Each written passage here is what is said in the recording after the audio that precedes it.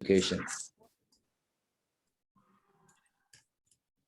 Okay, so today, this is what I plan to do. I'm going to look at three things, basically. Number one, how to choose a viable topic. So I'm going to provide a bit more details in terms of determining, in terms of identifying what viable topic is. And number two, equally important, is how we can find support from the literature. Actually, a piece of viable research will have to be literature supported. If you find a topic that you are really interested in, but you can't find relevant literature, I think you might as well abandon the idea, because you will find that it's really difficult to publish a piece of research that has very little or no literature support. And finally, I'm going to touch on a little bit about the process of publication, just very briefly, because my colleague George Jacobs will spend a bit more time sharing with you the processes of the review process, the editing process, and how we can respond to reviews by editors and things like that. Let me begin the first one, how to choose a viable topic. Yeah. The first one, the topic will have to be current. And what does currency mean? In a very simple definition, currency is the kind of topic that other researchers are investigating. At least for the past 5 years, this topic is still the focus of investigation by a big number of researchers. So to me, that would be the definition of currency, both in terms of topic and also in terms of the theoretical support or theoretical framework. So remember the 5-year rule, yeah? But the question then is, how do you know whether something is current and something is being investigated by other researchers? The answer is very simple. You just need to subscribe to the table of contents of mainstream journals in your field. If you're looking for mainstream journals in language education, I would suggest, TESOL Quarterly, for example, Language Learning, System, the RLC Journal, for example. These are all mainstream journals in our field. So what you need to do is just to look at the, to scan the table of contents and see if the topic that you are, trying to investigate is one that is currently the attention of other researchers. So the 5-year rule, yeah, more or less the 5-year rule. 6 years is okay too. Number two is relevance. Very often, when we try to find a topic, the immediate thought that comes to mind is whether and to what extent that topic is relevant to you, relevant to your institution, relevant to your immediate, context. But if you're aiming for, your paper to be published in international journals, then you should also be thinking about the other audiences, the international audiences as well. So that is something that you need to pay attention to. A topic that is of interest to you, but also of interest to other people. Remember, research is not just about you finding something interesting, but research is something that should contribute to the ongoing discussion, ongoing conversation by other researchers who are interested in understanding, in researching the same topic as you. And finally, and this is what I mean, what I said earlier about viability being something that is growable, something that is sustainable. Yeah. Now, this is particularly important. When you find a topic, make sure that the topic is something that will keep you busy for the next 10 years. Now, this is especially important for those of you who are doing your PhD studies, for example. I think there's a huge investment of time that you put in, doing your PhD. And, during that journey, you may have spent, 2, 3, 4 years researching, reading up on the literature. Now, once you have gotten hold, once you have a good grasp of that literature, you don't want to let go. So it makes sense for you to think long-term, something that will keep you going after you have completed your big studies as part of your PhD dissertation. So hopefully after you have completed that big study, you can continue doing research on it for the next 5 years, for the next 10 years, for the next 20 years also. So think about these three big ideas, which to me are important consideration when you are thinking about something that is viable for your research purposes. Here are some examples. Shanina, can I ask you a question? Here's an example of a topic. Do you think this is viable research? Let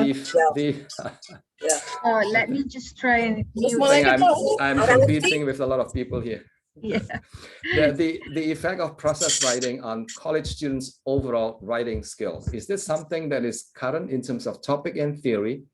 Is this something that will keep you going for the next 5-10 years? Just a quick yes or no, before I turn to my friend George Jacobs for a longer answer. It's not a trick question. Yeah, it would. Karen? Yes, Karen? Viable? If you're thinking short term, this is probably okay. If you're thinking about 1 year kind of project, this is probably okay. If you are thinking long term, probably not, because process writing is something that was very popular in the 70s and 80s. There's still a small number of people who are doing research on process writing, but I think people have moved away kind of and look at other aspects of writing. So process writing is still interesting, still important for teachers, but from a research perspective, I think this will not keep you busy for the next 5 years or 10 years. Yeah, a test for this is for you to look at the literature, to look at table of contents of recently published articles in mainstream journals, and you will find that there is probably only 1 or 2, published in the past 5 years or so. Here's another one. Is Adelina still there? Adeline? Of course I am. Yes, Adeline, very good. Yes, sorry, I didn't see you. How about this topic, multi-dimensional nature of student engagement in out-of-class L2 listening, implications for designing listening context. Is this something that is relevant, something that is current, something that is sustainable? I think it is more than the first one. More than the first one, exactly. Yeah. Yes, the big word here is student engagement. I think that word is gaining, a lot of interest. Student engagement. The other one, listening. I mean, listening is a classic topic, basically. Yeah. And out of class is. Oh, I like that too. Yeah. Yes, out of class is a big topic too, because the past 40, 50 years, researchers have been paying a lot of attention on what is happening in the classroom. That's right. Yeah, but today people are beginning to, shift their attention to something bigger than the classroom. Things that students do outside the classroom, things that teachers do in order to promote out-of-class reading, for example, or out-of-class listening. In fact, this paper, that paper was submitted for publication in a big journal. It's a Q1 journal. And I sort of looked at this manuscript and I recommended inclusion of this paper in that journal. It's a Q1, tier 1 journal. And just let me continue a little bit about the idea behind student engagement. And recently there's a new book that came out, published by Cambridge University Press. And that book basically discusses student engagement in language learning. It's a very, very interesting idea. So you can use engagement as a theoretical framework for your research study. Now, what is interesting is using the same framework, you can investigate any other topics in language education. For example, cooperative learning and student engagement, grammar teaching and student engagement. Yeah, the teaching of speaking and student engagement. Very, very productive area of research. Okay, yeah, let me share with you what journal editors are looking for. I've got here a nice sample of questions that journals are looking for. And surprise, surprise, they're also looking for viable research topic and viable publication as well. Look at this. Number one is new and significant information.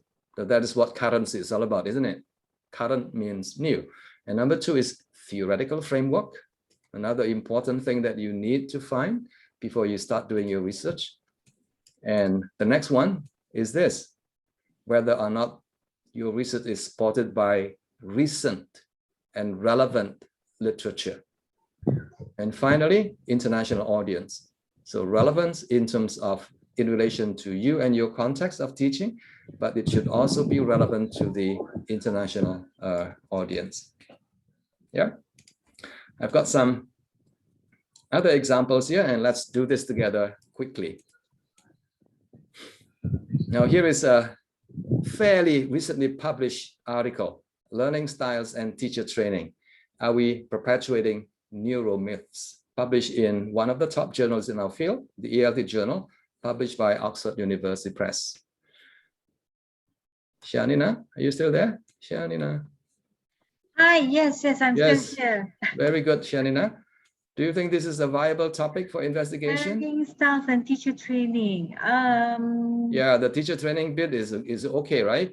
Yes. What about the teaching, the learning style thing? Learning styles and teacher training. Do you need to provide teachers or pre-service teachers with a lot of information about learning preferences, learning styles of the students? Yes. Yeah, yes. so. Yeah. Apparently that one is no longer considered current, number one. The topic was popular in the 80s and 90s. Now it's no longer popular. Basically, it's done, it's completed. People are no longer interested in this topic. But more importantly, the theoretical basis, let me say this very slowly, the theoretical basis of learning styles has been severely discredited by people in the field. Even psychologists have now said that learning styles are not relevant. They don't have very strong theoretical support actually in the literature. So if you are thinking about writing something on this topic, then the angle will have to be something that is looking at this topic from a from a very critical perspective, like what this paper is about actually. Yeah. Okay, very quickly, I have more examples here. Shanina. Native-like accents, is that a topic that will keep you busy for the next 5 years? Is it current? Is it relevant? No. No, it's not. Yeah. No. What about age in language acquisition? Very old. Old, yes, old. Yes, what you need to do is just to look at a recently published book on second language acquisition, and you will find that the literature, the references on these two topics are already dated, like in the 70s, in the 80s, and things like that. So stay away from topics like this. What about the last one? EMI in ELF setting. Ooh. EMI is English medium instruction in ELF setting, English as a lingua franca setting. Good? Good? Adelina, good? Can I answer? Yes. Yeah, Dr. Juliana's there. The answer is yes. Yes, I would say yes. And here is a quick check, a recently published book on that topic. Yeah, if you see something, that is published recently by big publishers like Routledge, for example, Oxford University Press, Cambridge University Press, then you can be sure that the topic is interesting, the topic is current, the topic is attracting a lot of attention, basically. Yeah, next, anyone? Any thought on this one? The first one, improving students' paragraph writing in blended learning environments. Yes? It's a trick question. Yes? Because of the blended. The blended one is blended yes. learning environment. Yes, the blended one is okay, but the paragraph writing one is dated. Okay. Yeah, stay away from anything that is non-communicative. Writing a paragraph is not authentic, not communicative. People are no longer interested in looking at something that is, not of relevance in real life. Motivational orientations, Instrumental and integrative motivations? Nope, it's dead. It was popular in the 70s and 80s. People are recently, nowadays, looking at the newer topic in motivation. Like the ideal self, as proposed by Zoltan Donye. So you need to look at, the most recent theory of motivation. Let me say two things. Number one, motivation will always be a very, very relevant, current, and sustainable topic. That's number one. Number two, it's a matter of how you look at it. It's a matter of what theoretical perspective, what theoretical framework you're using. So my example here is that instrumental and integrative motivation, that theoretical framework is no longer, up to date, no longer of interest by other researchers. But Donye's most recent theory, like ideal self, theory of motivation, I think that's pretty current. Yeah, so keep that in mind.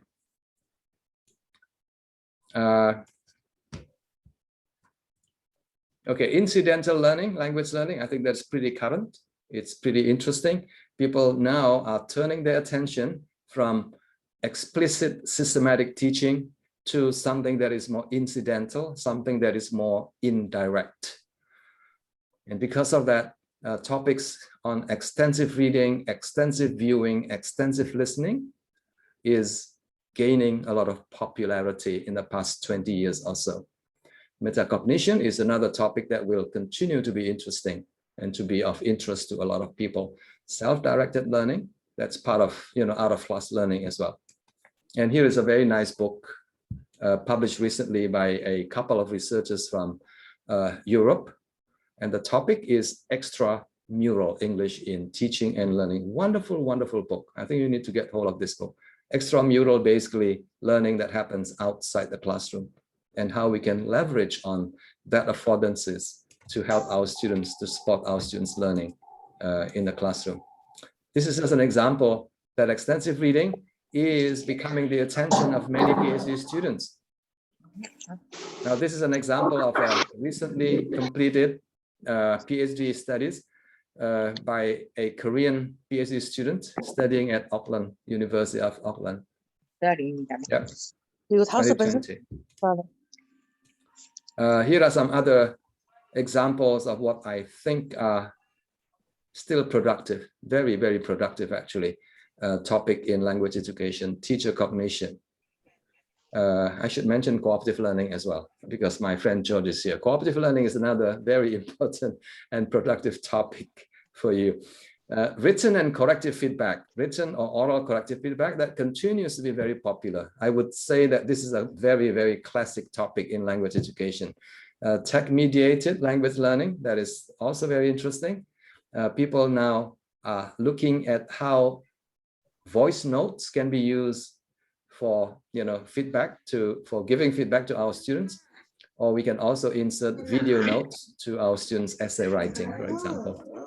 Very exciting stuff. Okay, let me just continue a little bit and share with you some theoretical frameworks.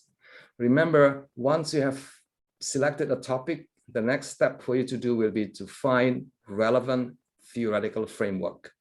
Without this framework, your research may not be as wonderful, as publishable as other research that is supported by a relevant theoretical framework. Let me begin by sharing with you a real case study. Now, one of the ladies here was a PhD student studying in a university in Indonesia. Let's say the name is M. And M wanted to examine the pedagogical practices of EMI faculty teaching economics in her university for her PhD thesis. I met M actually, and M consulted with me on this particular topic. And I asked her, what is your research question? And she said that she was interested in understanding the pedagogical practices of EMI teachers in an undergraduate program in a university in Indonesia. And when I continued further, have you found any theoretical framework? No. Have you found any anchor reference? Anchor reference is a piece of research that you would want to use as a basis for expanding, developing your research idea. She said no. So I shared with her this paper, published research paper, which I think might be a very good anchor reference for her. The topic is quite similar, isn't it? English medium instruction in Chinese higher education. Exactly what she was planning to do. And I shared with her that this particular study adopted a very, very nice framework, theoretical framework, and that framework has been used by other researchers to investigate questions like the one that she had earlier on. The framework was developed by a very well-known applied linguist, Bernard Spolsky. George, do you know him? Bernard Spolsky is a very well-known, yeah, very good guy. I know who he is, yeah. Yeah. So I suggested that perhaps you might want to recontextualize your study and use this as a framework, because what you're looking at is just the middle one there, language practices. I think you are missing two other important dimensions in the practice of EMI, or language teaching in the classroom. The language belief and ideology is missing, and language management is also missing. So she was very, very pleased. She was very happy when I suggested that she adopt, this framework. And then she went back and checked with the supervisor, telling the supervisor that this is the framework that I'll be adopting, and I'll be further expanding my research questions. The supervisor, however, was not exactly excited. The supervisor said, this is too theoretical. And I thought, wow, a piece of PhD research will have to be theoretical. I think you'll be missing the boat if your PhD research is very, very practical. If you're doing a bachelor's, thesis, that is probably okay. But this is a PhD research, so it has to be complex. It has to be, it has to involve a lot more variables. Well, so that is a story about this lady who wanted to research EMI in her university. I don't know what is happening afterwards, but that was my suggestion. And that will be my suggestion to you as well. Find a theoretical framework that will help you situate or contextualize your research. Now, here is a recently published paper. The topic, interestingly, is about pronunciation. Yeah, it's not a brand new topic or anything, but the topic is investigated from a very interesting perspective, from a beliefs and practices. In other words, from teacher cognition perspectives. And that to me is a very, very productive area of research. Yeah. So if I were to ask you, is it okay to do research on pronunciation? The answer is yes, it's a classic topic. Yeah.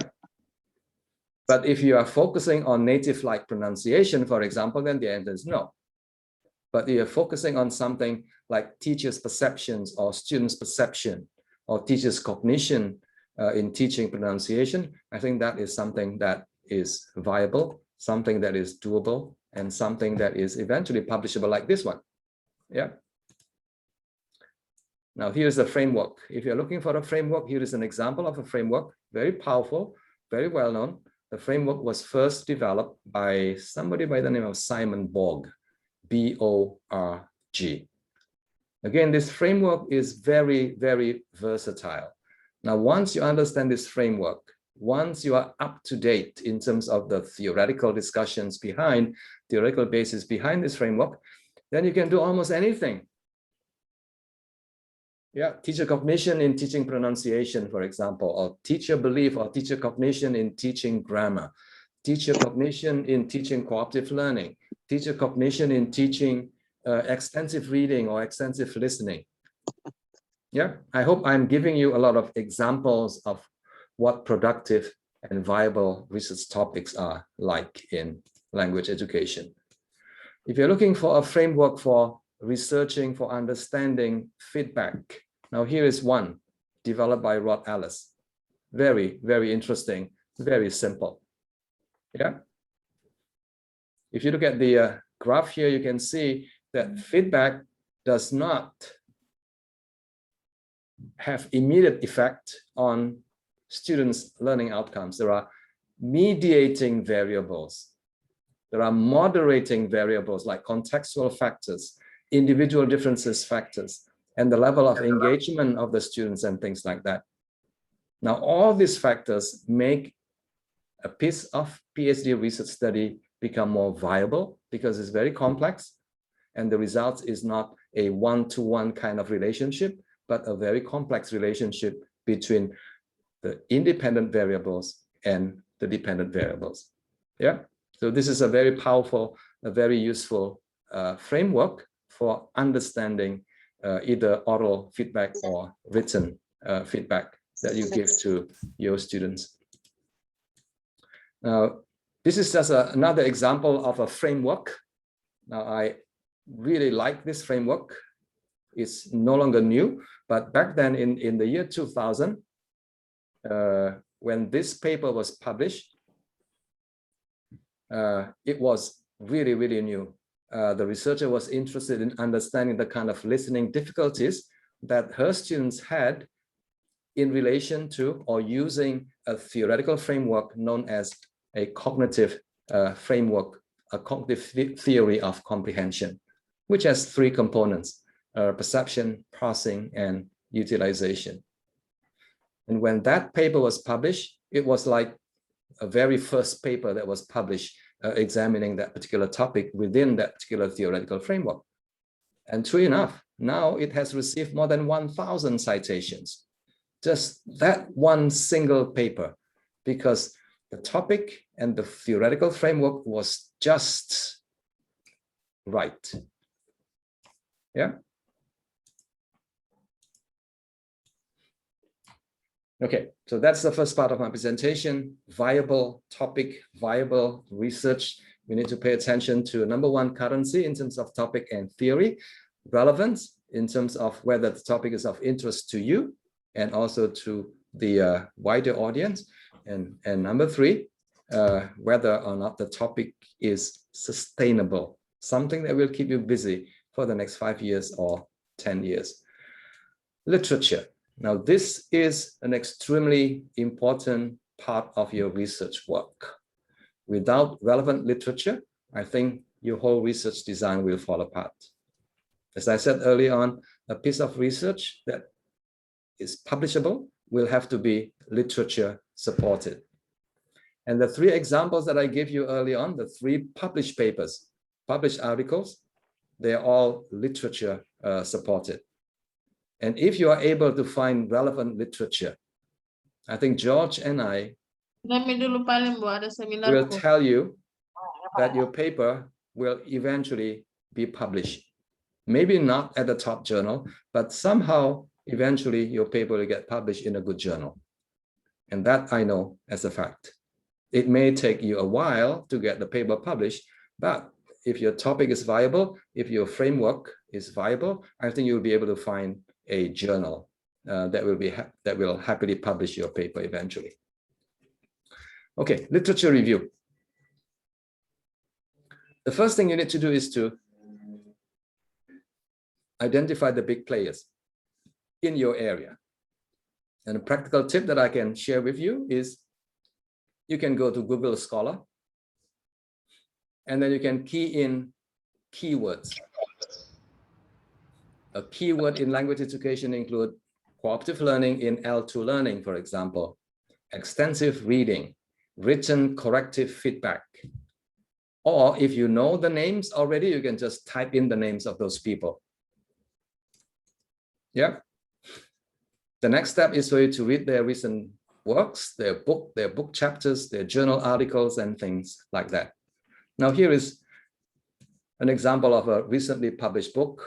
If you're looking for something on learner engagement, then this book is a very good read for you, written by Zoltan Donye, a big name in our field, and Sarah Mercer, who is also an emerging scholar in that area. but Zoltan Donye is definitely a big name in the area of learner engagement, learner motivation, and things like that. If you're looking for something on speaking, I think a book like this might be useful. It's written by two big names actually in this area. This is the most recent book, although the book was published in 2012. But the ideas have been circulating for the past 10 years. Kristin Go, my colleague at NIE, and also Anne Burns, published by Cambridge University Press. Oops, sorry. So sorry. I shouldn't have clicked that one. Yeah. Okay. In that book, they provided a very nice framework, actually. They call it a model for teaching speaking, like this. So if you're interested in examining speaking in language education, you might want to adopt this model and see whether the variables, all the different elements there are actually being implemented in a typical English language classroom. You can simply, walk into the classroom and observe the teachers and find out whether the teachers are actually doing the teaching of speaking in a different way from what is suggested in the literature, in this case by Go and Burns. Yeah. Something that is important for us to remember is this. Yeah, I think we need to include the works written by the big players, the big scholars in our field. You don't have to agree with them, but you cannot ignore them. So that is part of our job as a researcher. Yeah. If you write on something about cooperative learning, I think you have to include my friend George Jacobs. You may not agree with him, but I think he has got a lot of ideas that are worth, finding out. If you are researching extensive reading, for example, you need to know all the big guys, especially the second one there. Richard Day is like the father of extensive reading. And then there's two other guys there who have written a lot on extensive reading as well. And you may also want to include the person who is talking now in front of you. I like the background there. That's actually the Petronas when I was much younger then. And also include my friend George Jacobs.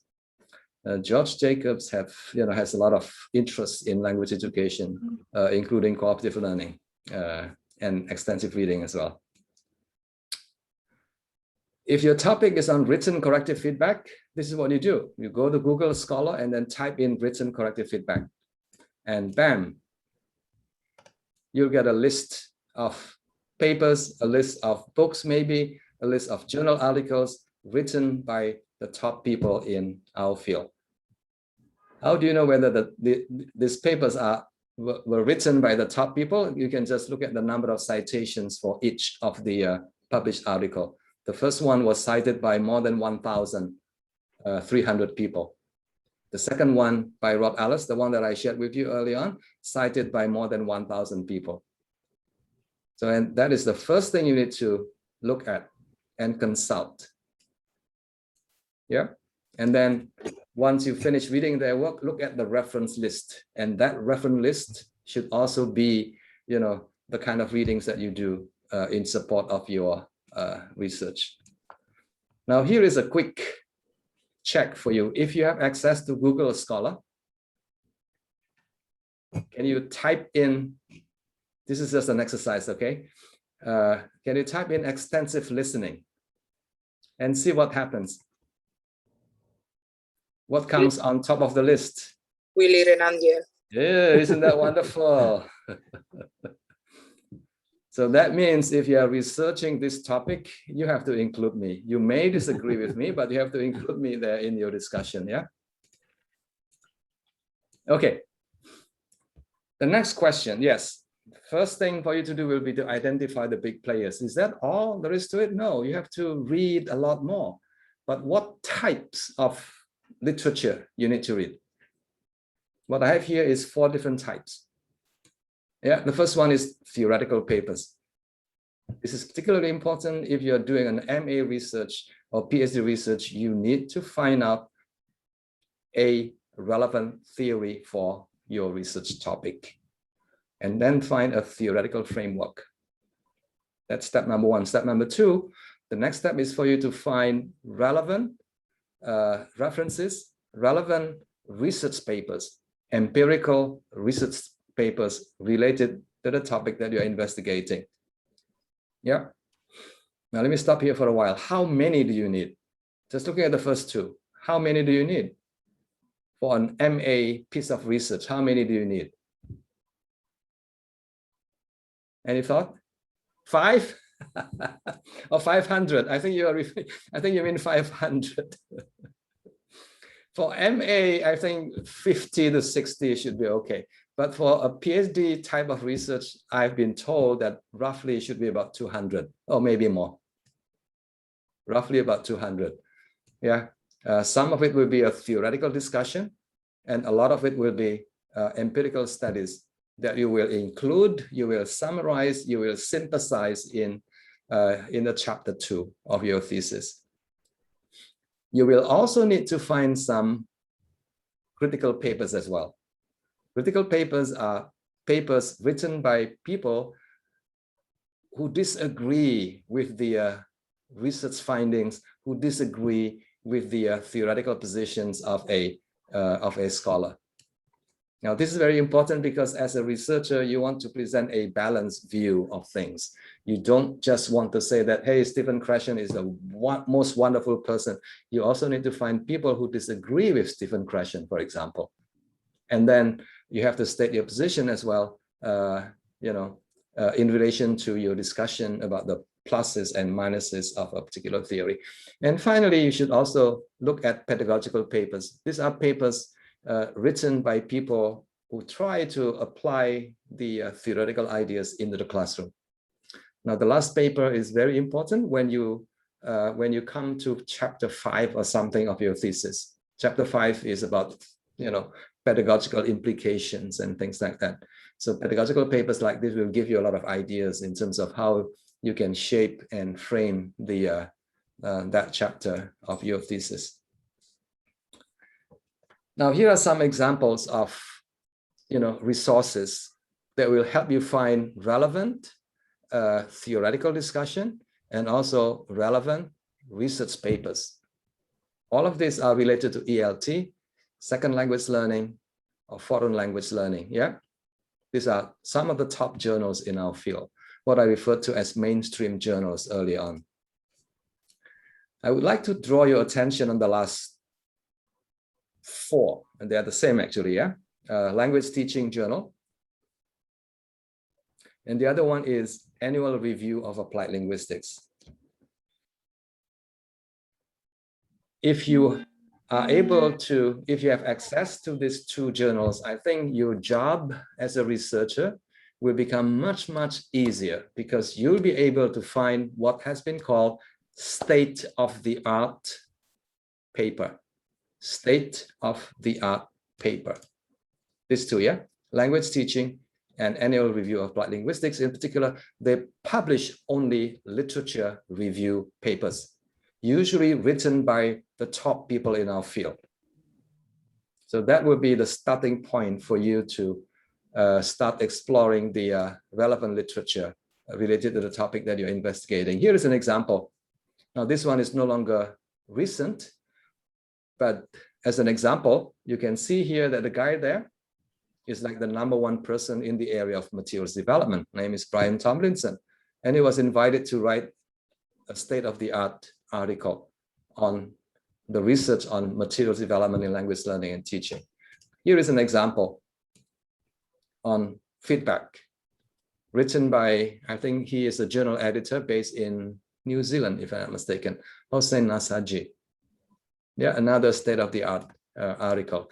This one also is a state-of-the-art article. It's called a position paper written by one of the top, researchers in our field, Michael Long, on optimal input for language learning. So what is the big deal about this, state-of-the-art papers? State-of-the-art papers provide a synthesis of research and also future directions. And that is what you need to get hold of. The moment you have decided on your topic, now these are the kind of papers, the kind of articles that you want to look at. In other words, what I'm saying here is that part of your job in doing literature review has been done by other people, has been done by the top people in our field. Isn't that wonderful? So what you need to do is you use that as your anchor article, use that as the main article to guide your further exploration of the literature. Let me just say a bit more about the what is included in a state-of-the-art article. There are 4 things. Remember the theory bit? Yeah, a state-of-the-art article provides an update of a particular theory. That is very, very important because a theory is not stagnant. A theory is dynamic. What a theory was like 50 years ago may be completely different from what that same theory is like now.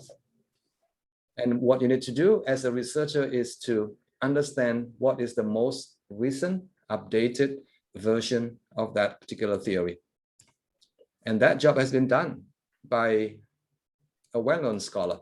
And number 2, also an update of the research. Yeah, a paper like this, an article like this also provides a synthesis, a summary of maybe, research that has been done in that topic for the past 20 or 30 years. Again, part of your job has been done by other people. More importantly, is this. The same state-of-the-art article also provides a summary of the main issues. Now, issues are very good for researchers. I know that teachers don't like issues. Issues are things that are not resolved yet. Issues are things that are still contentious. And researchers are interested in those issues because those are avenues for them to, to continue researching on the topic. So as a researcher, I think you need to understand what the debates are, what the issues are, and the final part of that article is a discussion of further research. Now, further research in a very simple language is what we often refer to as research gaps. This is what research gaps is all about. And these are research gaps identified by the top people in our field. I know how difficult it is for new researchers, for beginning researchers to identify a gap. It's very, very difficult. Yeah, so your best bet is to find something, an article like this, and then look at the, further research, areas for further research that have been identified by the top people in the field, and use that as a basis for you to develop or to design your study. Yeah, so this is a very, very useful piece of article for you to look at. Finally, very briefly about this one, where to publish your paper. Once your study has been completed, you are confident that your topic is viable, your theoretical framework is good, then the next bit is for you to find, a journal, a publisher that is willing to include your research work. 3 things that I want to share with you. Number 1 is the different types of journals that we need to be aware of. And point number 2 is, some journals are published locally, some journals are published regionally, and some journals are published internationally. I think it's very useful for us to understand what these journals are so that we can choose and we can find the most suitable journal for our publication. And finally, an indication of the quality of the journal. Very briefly, 2 types of journal. Number 1 is research focused. The other one is practice oriented, or somewhere in the middle. Yeah. I'm a language teacher educator. Usually I send my papers for publication in the less research oriented journal. I prefer the more practice oriented. Yeah, there's some discussion, theoretical discussion in my papers, but my target audience is usually teachers or teacher educators. So I prefer the more practice oriented.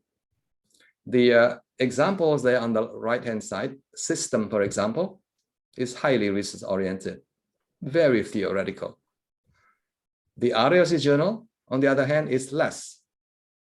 It's theory oriented, but it's less so compared to system. So I would say that the RLT journal is more practice oriented compared to system. And then you have the ELT journal. The ELT journal is one of the top journals in our field, but it's very, very practice oriented. Very practice oriented. It will only accept papers which are about maybe 8 to 10 pages long. In terms of length, it's maximum of 4,000 words. Anything beyond that will get immediate rejection by the editor. So that's the kind of articles that are typically published in the ELT journal. The last one, Journal of Second Language Writing, on the other hand, is very theoretical, very, very highly theoretical. The question then is this, Adelina, how do we know which one is which? Very easy, ask me or ask George. But if you are working alone, how do you know which one is which? Very tricky, yeah? Yeah. Yeah, okay. Skim through, maybe? Just skim through the papers? Yes, look at some of the papers that are published there, or look at the journal website. Look at the journal website. And the websites usually provide guidelines for authors. I think you have to read those guidelines. Now, here is one example. Adelina, if you look at this descriptor of a journal called Language Learning, is that theoretical or practice-oriented? Practice-oriented? Practice-oriented? It has the word Practice-oriented. rigorous or regional empirical research, critical literature review. No, it's very, yes, very theoretical it's oriented. very theoretical, yes. It's anything but practice-oriented. In fact, if you send a practice-oriented paper, you will get an immediate rejection by the editor. Look at this one. The second one here is from English Teaching Forum, which is definitely a practice-oriented. Yeah. Professional development, reflect current theory and practice, but the word current is left hanging there without further explanation. So that is more practice-oriented. This one, Journal of Second Language Writing, as I said earlier on, very theoretical, theoretically grounded research support. I think that's a big word. Yeah, immediately you can tell that this is a very, very research-oriented. Okay, question again for you. Which one is easier? Which one is easier to get in? Practice. Probably the forum. Yes, yes. I think the answer is it depends. If you are a true blue researcher, basically, if you are a research faculty, I think you will find that it's easier to publish in research-oriented journals. But if you are not a research faculty or a teaching faculty, then it's easier for you to get published in the more practice-oriented journals. Right, George? I agree. Yeah. Okay. Okay, journal locality. Some are journals locally. If you're from Indonesia, for example, these two journals are very good journals. They are Q2 journals, actually. Quartile 2, so it's pretty prestigious journals, TAFLIN and Indonesian Journal of Applied Linguistics. The next one, Learn Journal, is published in Thailand. Another Scopus Index journal, Q3, published by Thammasat University. So for me, it's a regional journal. If you live in Thailand, that is a local journal. AGELS is published by your friend George, Santo Tomas University, AGELS. Oh, okay. Yeah, it's not indexed yet, but it's a high quality journal. Yeah, I think it just launched recently. Oh, yes. Yeah. And then the last one, the last two are published in the UK. The first one is Modern English Teacher. It's not indexed, but it's a very, very good and very popular journal. In fact, if you are new, if you want to get some practice writing for a journal, I would suggest that you send your papers to this journal, Modern English Journal. They are looking for short, practical papers. Anything 4 or 5 pages long will be considered, as long as the content is useful for the international audience. Again, the big word here is international audience. If you write something practical, but that is only relevant for Malaysia, for example, specific province in Malaysia, then it may not be considered for publication. And then the LALE journal is a very well-known journal in this part of the world, in Asia. Again, same question, Adelina. Which one is easier or harder to get published? The same. I don't like the question. Can I try to answer? The Diana wants to try. Yes, go ahead. Yes. Okay, I think RELC is very, very difficult to get. RELC is difficult, yes. If you ask me about the rejection rate, I would say 95% and above. Rejection rate, yeah. Yes, all things being equal, internationally, international journals basically are a bit harder to get published in. Okay, I'm not going to ask you any other questions, Adelina. I have a question. Oh. Yes, go ahead. Willy. Yeah. So you say if it's localized, for example, a specific place in Malaysia and all that, how do you internationalize that kind of work? Because they're working on that. Very easy. Number one, you need to revamp the editorial board members. Make sure that you have people from other countries sitting on the editorial board. So that's number one. Number two, make sure that you have a regular publication. You cannot, like, this year you publish 5 issues and the following year you publish only 2 issues, then that won't cut it. And then number three, once you have got all that in place, then you apply for inclusion maybe in Scopus. Generally, Scopus is easier compared to the other one, SSCI, for example. And a lot of these new journals, actually, or regional journals that I know, are now indexed in Scopus. Like Teflon now is Q2. Malaysia, I think there are 2 or 3 that I know in language education. I can't remember the name now. Pertanika was a Q3 journal, but something happened and now it was downgraded to Q4. But I'm not up to date in that area. And there's another journal called 3L or something, also published in Malaysia. I think that is another Scopus Index journal. Yeah, that's a Q1. That's a Q1, yeah, very good. Okay, now 3 things. Number 1 is impact factor. Number 2 is rejection rate. And number 3 is where the journalist is indexed. Here is an example of a highly, is a very highly impactful or high impact journal, I'm sorry. And the name of the journal is the Modern Language Journal. Yeah, it's one of the oldest journals in our field. The impact factor is 3.78. Actually, it's ranked number 4 in journals on linguistics and number 7 in education and educational research. So it's very, very high in terms of its reputation, in terms of its quality. Yeah. Here are some examples of top journals that I'm familiar with. George, you can add more if you want to. Applied linguistics, very difficult to get in. Yeah, ELT journal is not as difficult because it's more practice oriented, and they are asking for a very short paper, actually, 3,500 to 4,000 words. The number of references, not more than, let me see, not more than 15. Anything more than 15, they will reject your papers immediately.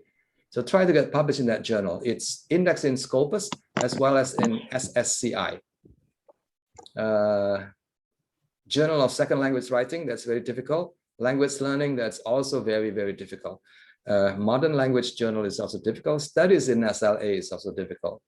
TESOL Quarterly, of course, is very difficult to get in. Yeah, now these are known to be high impact journals in our field.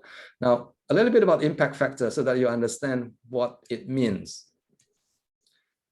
The impact factor in our field, in education, language education, usually range from 0.1, 0.2, 0.3, all the way to 4.0. I haven't seen anything higher than 4.0. So if a journal editor writes to you, asking you to publish with them because their impact factor is 10, you can tell that this is not a very good journal. This is a very bad journal, because in our field, this is what I have been observing. The highest is 4.0, and Modern Language Journal is probably one of the highest in our field. The majority is probably only 0.5, maybe 1.1, 1.2, and things like that. How do you decide on the impact factor? Well, actually, it's based on the number of citations that the journals receive from the published articles. So the more articles get cited by other researchers, the ranking or the impact factor of the journal goes higher. So it's a very simple computation, actually. Yeah. So how often basically published articles in those journals are cited by other researchers? A citation is very easy to get. I mean, you can not to get, but to find. You can look at the Google citations, for example, or Scopus citations. Now, journals are also classified in terms of whether they belong to the first quartile, the second quartile, the third quartile, and the fourth quartile. You know, here's an example of the RLT journal that I mentioned earlier on. It's a Q1, quartile 1. It's among the 25 top journals in that particular area. Very briefly about the rejection rates, and then I will let George to take over. Usually good journals have a rejection rate of about 60 to 95%. Yeah, if you are new, of course, you will try to find a journal, you know, with a lower rejection rate. The higher the impact factor, usually the higher the rejection rate. One thing to remember is this: predatory journals, bad journals, have no rejection rates. If you want to get an immediate acceptance, send your papers to predatory journals, but then your universities will not recognize, you know, your contribution or your publication. So please be careful. Yeah, stay away from predatory journals. Now, here's just an example of a journal that I mentioned earlier on, the ELT journal. It's included in a number of indexes, not just Scopus, a number of indexes, but two of the most visible or popular indexes in our field is Scopus, and number two is SSCI, Social Science Citation Index. Now, this is just a free, you know, resource for you if you're looking for Scopus Index journals. Now, here is somebody from, I think from Saudi Arabia, who put together a list of good, credible Scopus Index journals in our field. And all of them are open access. You can just scan the QR code there. Ladies and gentlemen, I think I've come to the end of my presentation. I've shared with you, number one, what viable topic is all about. Remember currency, remember sustainability, and remember relevance as well. Literature, find the big players first, and then look at what they did, look at the works that they cited, and then you just do or follow accordingly. You can also find what people have called state-of-the-art articles, extremely useful for your research. And finally, where to publish your paper. Now, here is, you have been a very good audience, so I am giving you a free gift here. But you need to go to my website, and the name of the website is myname.com. All these are downloadable this week only. Thank you very much, ladies and gentlemen. Sorry, it has taken a bit long. It's all right. It's all right. Thank you very much, Dr. Willy. So how do we want to do this? Maybe I think we should continue. Questions, yeah. Can we take questions at the end of yes. Jacob's session? Okay. Yes. All right. So I'll just pass this session over to you, Dr. Jacobs. Okay. But while I'm setting up, can I just ask one question to Willy? Yes. I know that you've helped me learn about these, I don't know, they call them pirate journals. Pirate. You know, the ones that try to get your money. Yes. And they're not credible at all. Yes. But sometimes you feel a bit desperate You know, you're trying to publish your article Yeah. and you can't, and then you find this journal, you pay them and they'll publish it. So how do you identify those journals? Okay. The number one indicator of a bad journal, really bad journal, is money. If they ask you for money, chances are much, much higher that these journals are predatory. Predatory, that's the word. Predatory, yes. Not all of them, but the majority. Now, if you are in the field of language education, I think you can be sure that you don't have to spend money. Now, if you do have to spend money, to get published, I think you need to be extra careful because those journals may be predatory. Yeah. And in some universities, actually, faculty who publish in predatory journals may get into a big trouble. They may not be able to get their, tenure, or they may not be able to get their contract renewed and things like that. Yeah, it's getting very serious. Yeah. But actually, there are credible journals that ask you to pay. That's true. Yes, a very small number, a very, very small number. In other areas of research, like medical research, I think some of the very, very highly regarded journals charge researchers quite a bit of money. But in our field, most 99% don't charge money. So as I said, one obvious is that there are websites, like there's this person, I think from Russia, set up a website, and you can get everything from there. Yes, you don't need to be at a university where they purchase ProQuest or these other databases for you. Yes, that's true. Yeah. And so the publishers are feeling the heat. And so they want to do things to make their articles free online, but they still have to stay in business. Right. So it gets very tricky. Yes, I agree. It gets very tricky. Yes, but I would recommend that you play safe. If you're not very sure, ask your colleagues, ask your more senior colleagues. If your colleagues are not very sure, you can ask George and ask me whether the journal is credible, or join a community of researchers. And one community that I would highly recommend is this Facebook group. It's called Teacher Voices. It has more than 10,000 people in it. And this started by Willy. Started by Willy, that's me.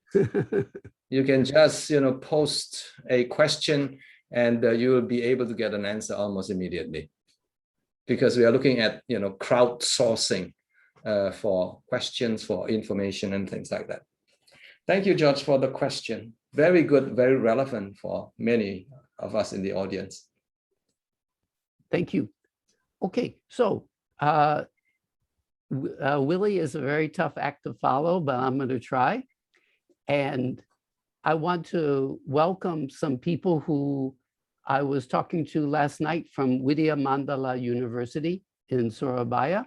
So I saw a couple of them, and maybe there's more here as well. They are graduate students. I'm sure they learned a lot from Dr. Willy's talk. And my talk, I think you might have received the PowerPoint already. If you haven't, there's my email address near the bottom of the slide. So you're welcome to email me, and I'm happy to send you all the slides.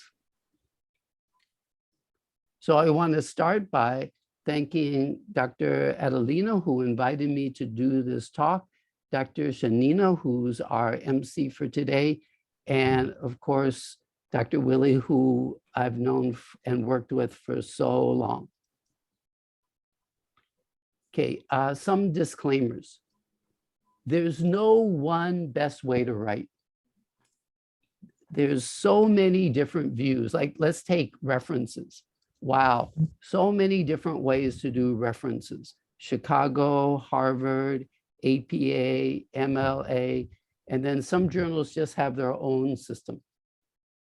And then change is permanent, like what Willy was saying, how a topic could be in style, but then go out of style. Now, I think that as a writer, I've published a lot.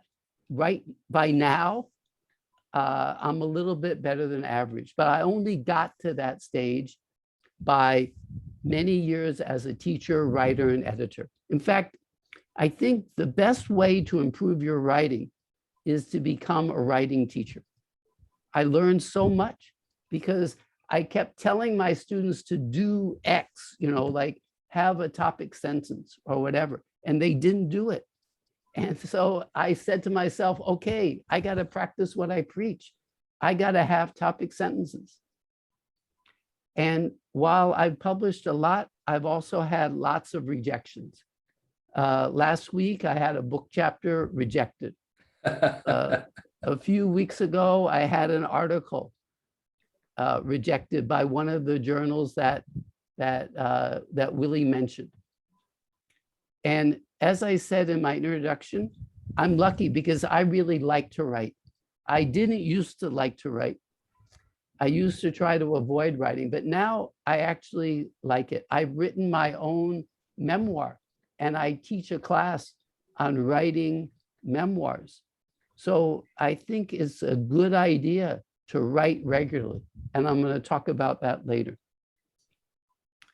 And I'm going to do some activities with you so you can be an active listener rather than just listening to me.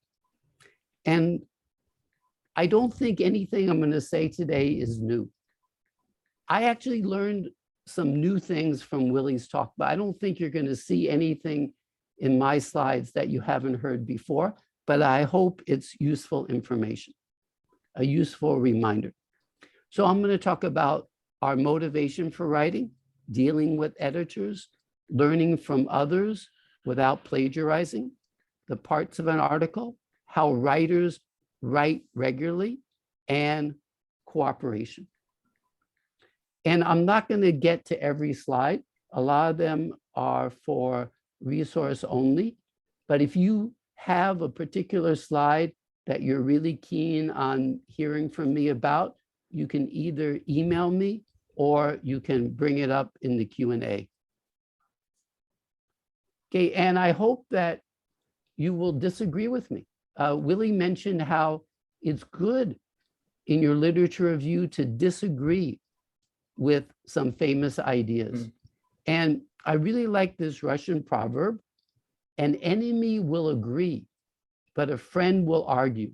Because if you really want me to be better, then you're going to tell me when I'm wrong. But if you're my enemy, you're happy when I'm wrong. Another quote I really like is, the recipe for perpetual ignorance is to be satisfied with your opinions and content with your knowledge. So that's really profound. It's really important that we're always ready to question, even cooperative learning. People want to tell me cooperative learning is bad. I want to listen to them. Maybe I can learn from them.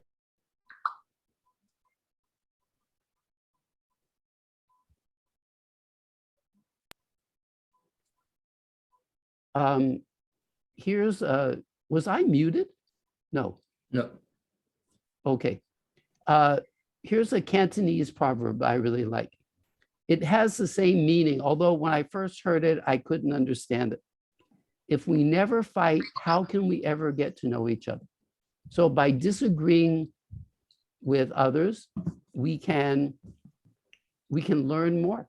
So we shouldn't be afraid to disagree. And I hope you won't be afraid to disagree with me. Just one more before I go on. This is from one of the people who won a Nobel Prize for discovering DNA. Our advantage was that we had evolved unstated but fruitful methods of collaboration. If either of us suggested a new idea, the other, while taking it seriously, would attempt to demolish it in a candid but non-hostile manner.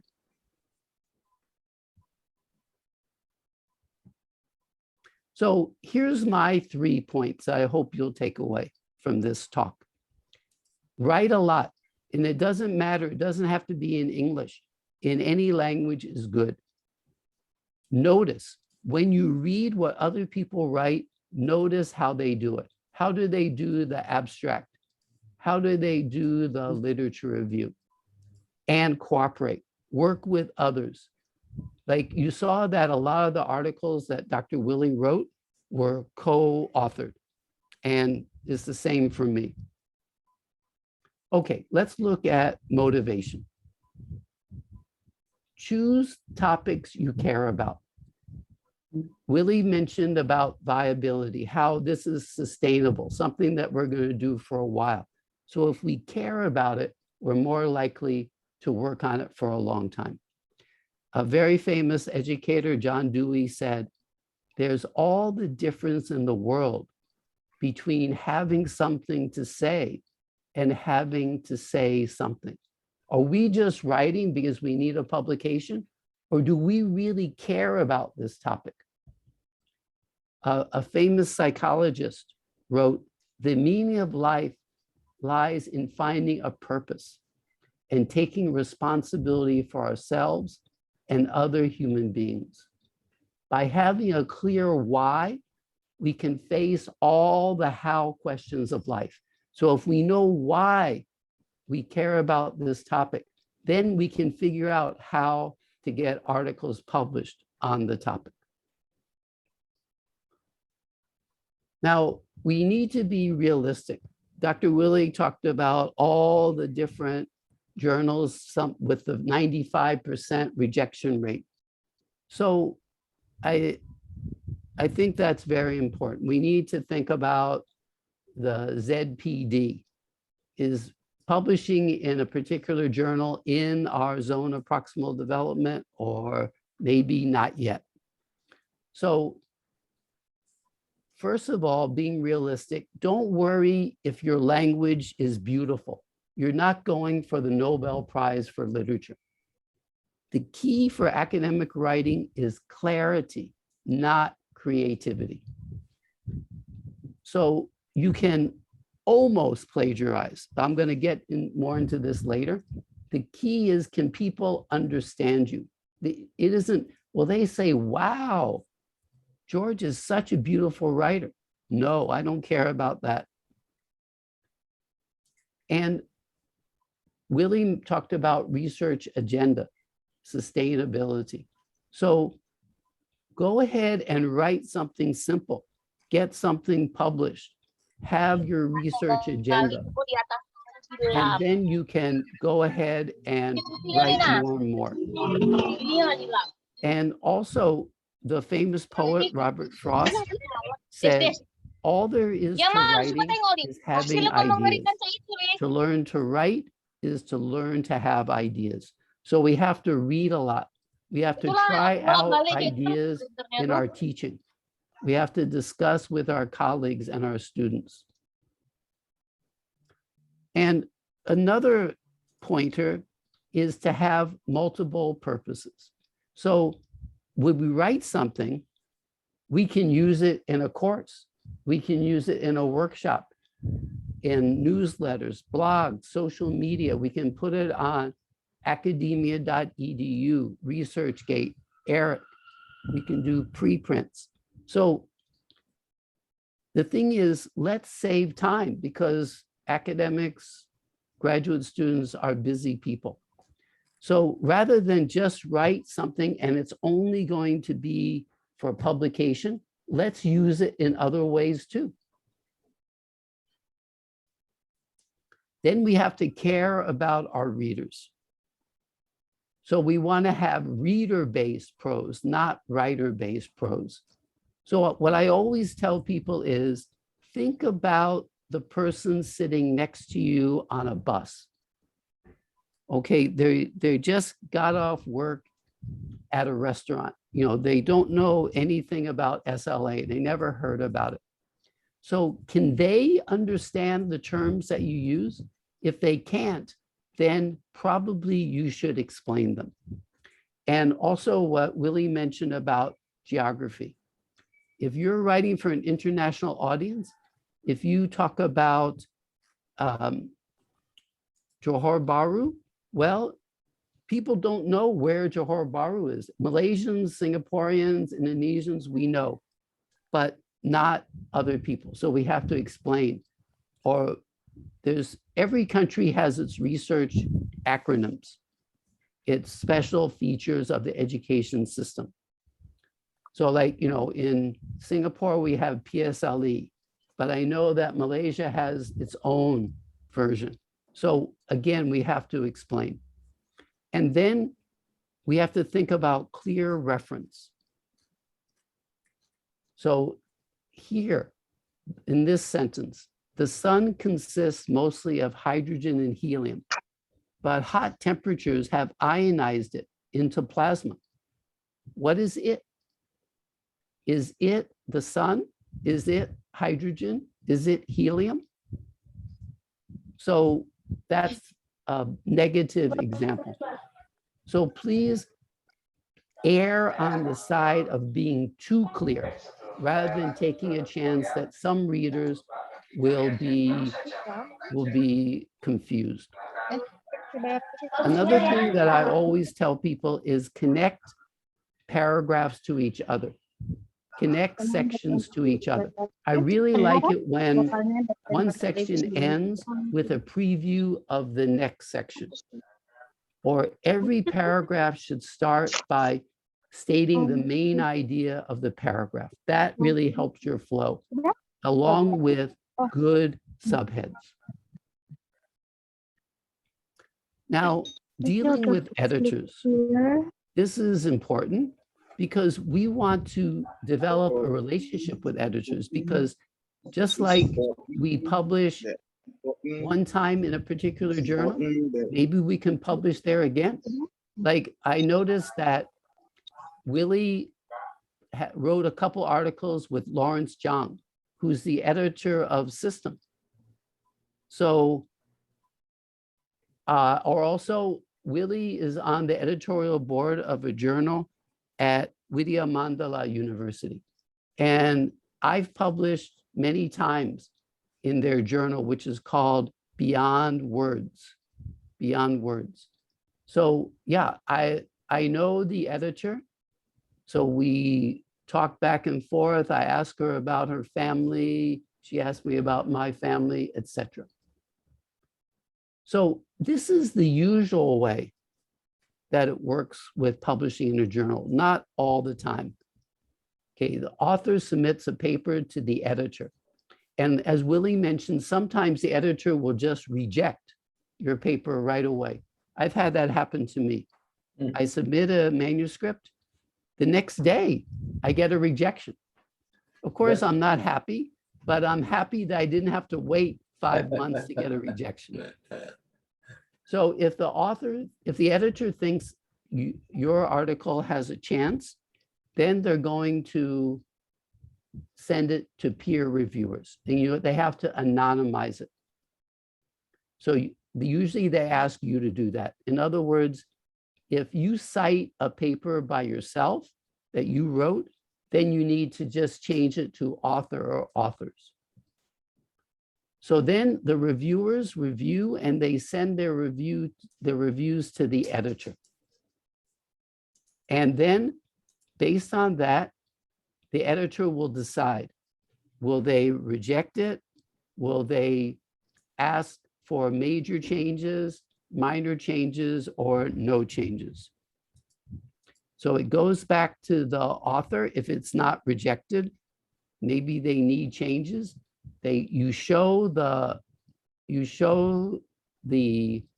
reply to the reviewer's comments and you send that to the editor who might resend.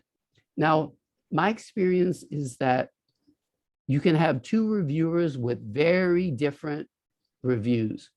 I mean, like on a scale of 1 to 5, I remember one article I wrote, it got a 5 from one reviewer and a 1 from another reviewer. So you can't please everyone. What I do is I see the comments And if I don't agree, then I just tell the editor, I don't agree with this reviewer because. So it isn't like you have to do everything the reviewers say, because a lot of times it's not possible because their reviewers have two different points of view. So then you resubmit, and then hopefully the editor will accept. And you need to disagree politely, right, George? Very good. That's, yes. Very important. Politely is a very good skill. So hopefully the editor accepts, gives it to the publisher. The publisher will help with the formatting, but sometimes they'll still get back to you. Like maybe you forgot to include a reference for one of the papers you cited. So then they will ask you, someone from the publisher will get back to you, or there's something that they found wasn't clear. And then, hallelujah, eventually the paper is published. So we have the submitted version, the accepted version, and finally, we hope the published version. So yeah, as Willy said, we have to be nice to editors. Compliment them on their journal. Give them friendly suggestions. Like one journal, I spotted a typo in the About This Journal page on their website. So I pointed it out.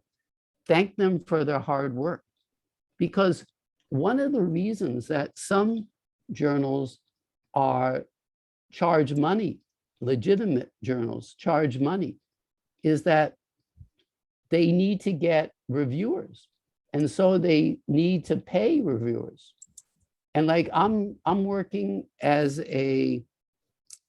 I'm co-editing a special edition of a journal in China. And so they're going to pay me. They didn't say how much, but they're going to pay me. And they're going to pay the reviewers because they want people to review for them. They want people to be editors of special editions. So they're working hard. We should express our appreciation, even when you disagree with the feedback. Okay, and editors have deadlines. They have to publish their journal 4 times a year or however. So we should try to honor their deadlines. And like I said before, we can try to develop an ongoing relationship with a journal. And then they trust us, we trust them. They give us feedback quickly. We find it to be useful feedback. We can go back to that journal again and again. And also, we don't have to go back to them with just articles. Reviewers have, journals have other kinds of pieces in their journal, such as book reviews. Or earlier this year with one of the lecturers at Chow Meng Wat, I published a commentary. So you can look for other types of things to write, not just articles. So it's a two-way street. We authors need to publish, and editors need good pieces to publish. We want Scopus journals. Editors want to maintain their status. We work hard preparing the manuscript, but the editors and reviewers work hard reviewing and preparing the journal. We don't want to have to do any revisions. Well, editors don't want to go through all that trouble of getting reviews a second time, multiple drafts. That's more work for them. And we like to get kind words from editors, and the editors like to not have to reject journals. That's reject submissions. That's painful. So in other words, we're all buddies. Let's cooperate with our buddies. Now, one thing that some authors, including myself sometimes, forget to do is look at the journal's guidelines. Like I said before, journals have lots of differences. So many differences. So if we look through the journal's guidelines, for example, do they want the format to be APA style in terms of the headings? If we write that way from the beginning, we save ourselves a lot of trouble. We don't have to go back and redo.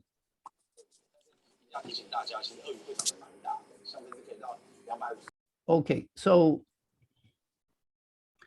you know that everything changes, and APA, which is the one that is most common for second language journals, language education journals, has changed. There's the 7th edition a couple years ago instead of the 6th edition. So we need to pay attention to that. And point 6 at the bottom is a kind of summary of some of the changes that were made in the 7th edition of APA. Now, we have to think about this ethics, because now more and more journals want us to have informed consent for the people who were involved in our research. And like I wrote a manuscript, actually it got rejected, but we're going to resubmit, with somebody who's like the deputy research director at James Cook University. So she's very strict on the ethics approval. And you've got to send it to a board at James Cook University. And you got to wait months and months to get them to approve. And they actually didn't approve the first time. They wanted us to change something. So that's just how the game is played now. So we've got to think about that. For example, whoops. Yeah, here's something from TESOL Quarterly, which, as Willy said, is a top journal in our field. TESOL expects authors to adhere to ethical and legal standards for work with human subjects. Although TESOL is aware that such standards vary among institutions and countries, TESOL requires authors and contributors to meet, as a minimum, its informed consent policy before submitting a manuscript for review. So the link at the bottom of this slide gives an example of informed consent. It's for medical research, but I think with a few little tweaks, it works for research in our field as well. Then I want to highlight about learning from others. As I said before, noticing is so important. The very first article I ever published, I found an article where the research methodology was similar. The topic wasn't similar, but the research methodology was. And it was fairly recent. So in other words, methodology wouldn't change that much. And I closely noticed the features. So like, what's in the abstract? What about the other parts? Did they have tables, figures, other visuals? And then I basically just copied. Of course, I put in my own data. So if it was primary school students and I did tertiary level students, I changed that. But the sentence structure, a lot of things were the same. And I'm going to give you an example of that later. I think Willy already talked about search tips. One other search tip is you can search inside of articles. You know, everyone knows about Control F. So you can find things quickly. You don't need to read the entire article. A lot of the articles I cite, I'm going to confess, please don't tell anyone, but I don't read the whole article. I just skim it. I read the abstract, I skim it for what I need. Another search tip for Google is the third dot point there. We can use minus. If we, like, a lot of .com articles are very commercial. So when I'm searching, I don't want those. I want the edu ones. So I'll put -.com.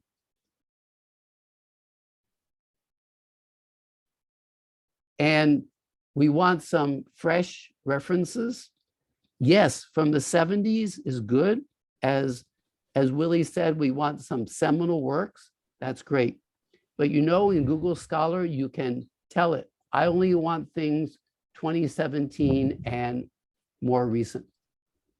Another thing is, as Willy showed us the example from Google Scholar, there's something called cited by. And like he showed us some articles like by Rod Ellis, more than 1,000 citations. So if you click those, you're going to get more recent ones that cited Rod Ellis's article. And we need to read a lot. Like back about in the 90s, this book was very famous, 7 Habits of Highly Effective People. And what he said, and it's so true, the person who doesn't read is no better off than the person who can't read.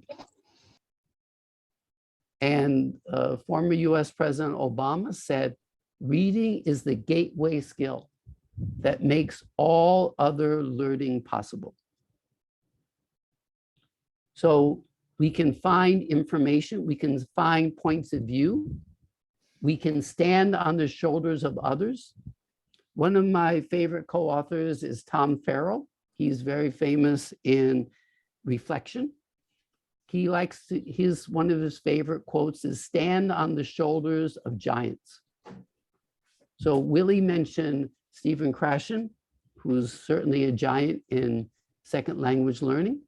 Yeah, not everybody agrees with him. I don't agree with him 100%, but I love to cite him.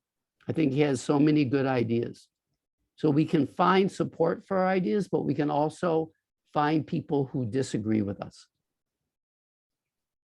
When we have lots of citations, it shows that we've read widely, but it also tells us it tells people where our article is going. Like both Willy and I graduated from the University of Hawaii. My doctorate's from there, Willy's MA is from there, his doctorate is from another more famous university. But there was a professor there, Craig Shadrin. He said the first thing he did when he got a manuscript or an article, he went to the references page and he would look at the references, because by looking at the references, he could already know what the article was going to talk about. But the last dot point there relates to noticing. We find an article, or maybe just one section of the article that's similar to what we're doing, we can use that as a model. And this is a poem I really like that talks about the value of reading. It's by a Thai poet.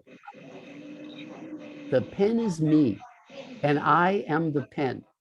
In writing, the pen gets lost to become part of the thing I cannot recall. So this is talking about unconscious, our unconscious mind. Like, I don't know if this happens to you, but it happens to me that I wake up in the morning, wow, I got an idea. I went to bed worrying about something. I woke up, yay, I got the solution. So this can happen when we think about something, we think about it, we read about it, we talk to people about it, our mind is working. Our subconscious mind is working. We sleep, hooray, our mind came up with an idea. Now, I want to talk about using a model, but not plagiarizing.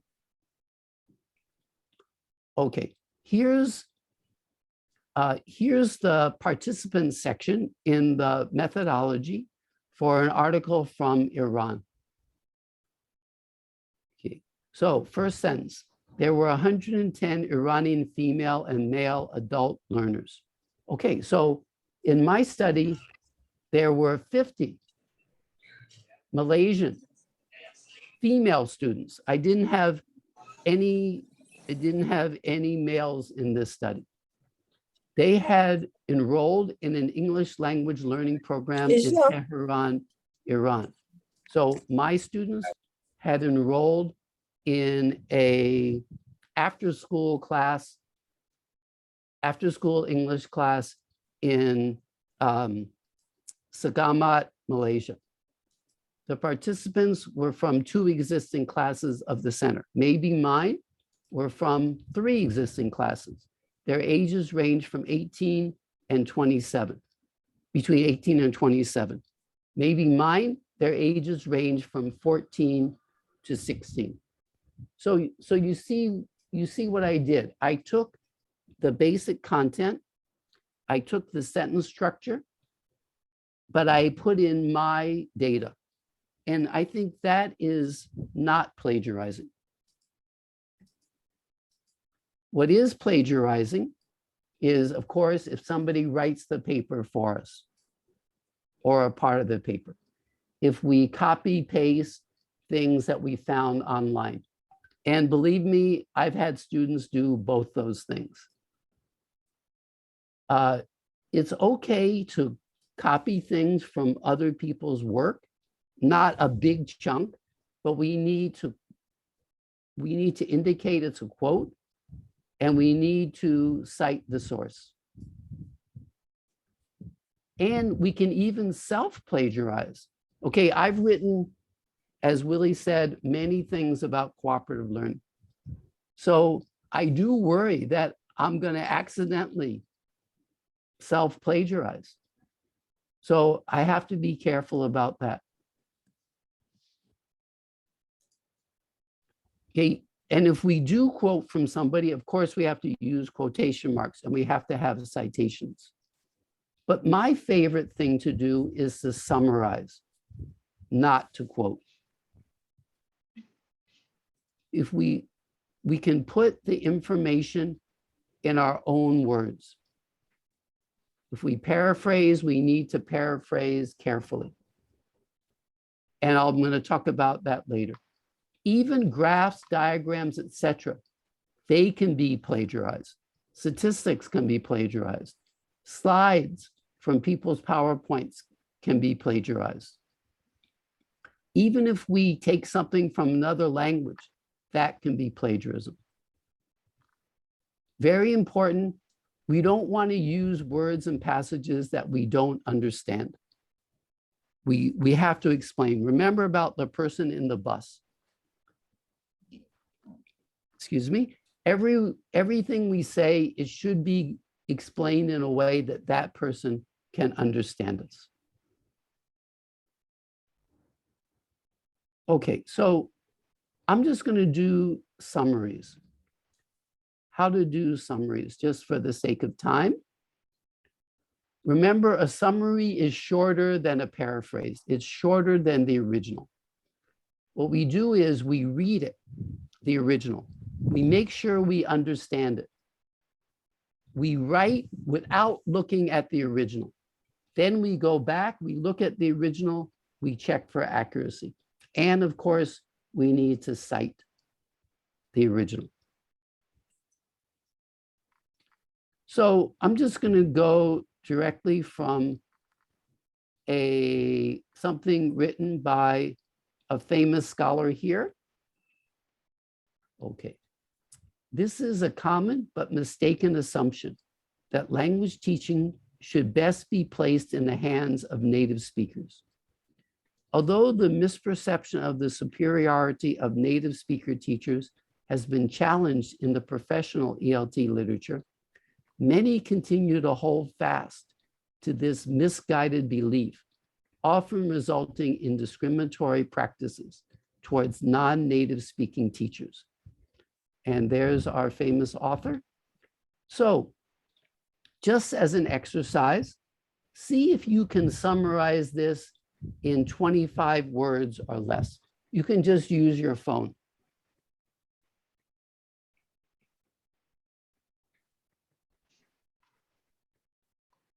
Okay, you can just type it in WhatsApp or wherever you want to type it. And yeah, Dr. Willy, are you still around? Maybe he stepped out for a little while, but we could get him to be the judge.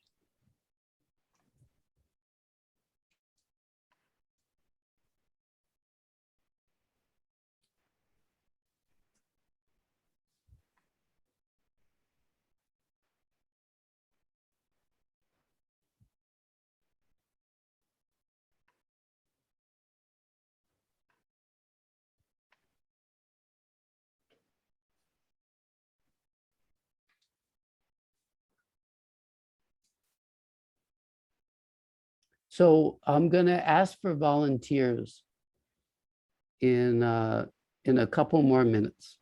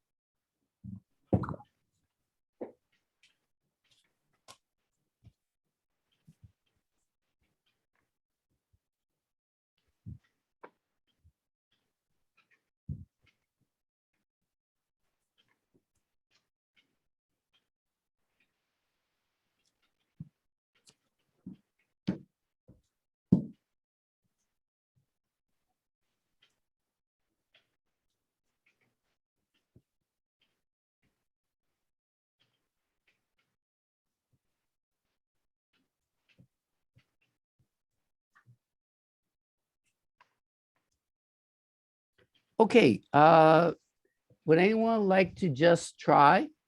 Of course, it's just, you haven't had a chance to really work on it. So please go ahead. If anyone would like to unmute themselves and just read it out loud.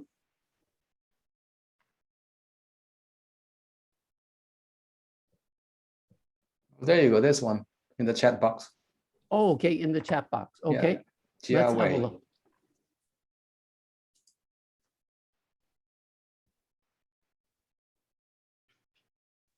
Wow, that was excellent. Yeah, Yeah. I like it. Yes. Yes, 10 out of 10. Yeah. Thank you. Yeah, it's got a lot of good points. It's got the point about discrimination. It's got the point about how the view is wrong because professional ELT scholars have challenged the idea. Yeah, good. So notice it's a lot shorter, but it's got the key ideas. So I'm a big fan of summarizing, and that's what I do a lot of. If we just use so many quotations, I think it's a little bit of a sign of weakness on our part that we can't express it ourselves. Okay. And just a couple tips for word choice. Do you all know this, the first dot point, onelook.com? Have you heard of it? My brother taught me about it more than 10 years ago. I use it frequently. So what it is it's like 1,000 online dictionaries. You just put the word in there and it looks it up for you in all those dictionaries. And some of them are very specialist dictionaries like medical dictionaries, IT dictionaries, culinary dictionaries, etc. So I find that's very helpful. And they have a lot of dictionaries like Cambridge Advanced Learners Dictionary. I really like that one because I can use the definitions with my own students or to write something in a simpler way. And one that I only learned about this year is called wordhippo.com. And it's better than, I like it better than thesaurus.com, although thesaurus.com is also good. So if you don't know those, I recommend that you check them out when you're working on word choice for your summaries. Now, let's go to the cooperation and writers writing. There was a movie, a comedy movie with a very strange title about 25 years ago, Throw Mama from the Train. So the guy in the sweater is Billy Crystal, the other guy is Danny DeVito. So Billy Crystal is a writing professor and Danny DeVito is a wannabe writer. And so the advice that Billy Crystal gives all his students is writers write. And Danny DeVito follows that advice and becomes a writer. So we want to take the view that we like writing. Most people hate writing, but the more we write, the better and more fluent our writing becomes. It's just like doing exercise. So we need to develop a writing habit. One way to do that is journaling. And it's very much open topic. You know, I think a lot of journaling is a popular technique in language teaching, and it's good for us too. But we should try to write every day. It doesn't have to be in the journal. Maybe we're writing something for our students, we're writing something in our dissertation, etc. Okay. And one twist on this is to focus on positive experience, things that we're grateful for, because positive topics give us more optimism, more energy. And I think we don't have time to go into this, but this technique, quick writing, is something I frequently teach. Like I said, last week, I was teaching a course on memoir writing. I taught this quick writing, and I urge you to give it a try. Okay, and then finally, cooperation. In life, we often sink or swim together. Okay, like Dr. Willy and I are writing an article together. And as you saw earlier today, wow, Dr. Willy knows everybody in the world of journals. So he took responsibility for doing that. And so he already found us a good journal, a Scopus journal. It's called Reflections, right, really? Yes. Yeah. Reflections. So I think I hadn't heard about it, but it's published in Thailand. So working together can be very helpful. Different people have different skills, or we can proofread for each other. Like we talk now, the word social is so important in academia. Like Willy mentioned about cognitive. Well, now people don't say cognitive anymore. They say social cognitive, because the thinking is with others, social learning. In fact, there's even neuro-social cognitive, because now we can see inside people's brains and see what they're thinking. And we see that working together helps us get more and better ideas. And this is a book that I read last year. It's all about a hopeful history of humans, that life isn't all about us killing each other in wars, etc., but there's a lot of cases of cooperation among people.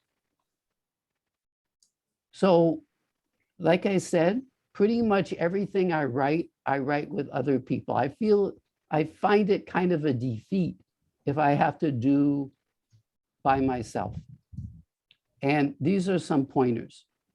One term that I find really interesting is this term hyper authorship. Now, this isn't so much in our field, but like in science, and I'm not making it up, there are really articles written with 1,000 authors. So I've never gotten anywhere near that. I think I had about 8 one time. So I was teaching a class at RELC and I said, would you guys like to do some research with me? So some of them volunteered and then all of them made an important contribution to the article. And they were all listed as co-authors with me. Okay. Yeah. Just at the bottom of this slide is a very nice article from this newspaper, India Today, with confusing words. Like everybody knows about it's without apostrophe and it's with apostrophe. And there, T-H-E-R-E, T-H-E-I-R, T-H-E-Y, apostrophe R-E. But this one has a longer list. So I find it quite useful. And I'm very big on OWL, Online Writing Lab at Purdue University, which is near Chicago. That's my go-to source for APA, but also they have very good examples on grammar issues, grammar and punctuation issues. Okay, so just to conclude, sorry to go a bit long, write a lot. Writers write. Notice, as you read what other people write, notice the features and how you can use those features in your own writing and cooperate with other people. Thank you for your patience. I think we're ready for Q&A. Over to you, Dr. Shanina. Thank you. Thank you so much, Dr. Jacobs. Okay, very inspiring. So I'll just open the Q&A session to everyone. Are there any questions from the audience? I see a lot of people stuck around. There's still 166 participants. They're having a great time listening to you. I'm impressed. Yes, very impressive. Maybe can I start with the question? Okay. This is to Dr. Willy or Dr. Jacobs, because what are the most common mistakes or reasons that causes articles to be rejected? I know because Dr. Willy is a very experienced editor, and a lot of our viewers today, at least from Universiti of Malaya, are postgraduate students, and they are all very excited to publish. So, what are the most common mistakes that articles got rejected?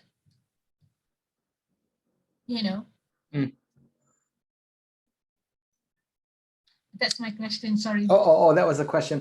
Yeah, okay, what are the common mistakes? Yeah, what are the common mistakes or reasons that causes articles to be rejected? Well, can I just give an example? Because I just was acting as a reviewer for a journal, and I just rejected an article for one of the reasons that Willy mentioned earlier.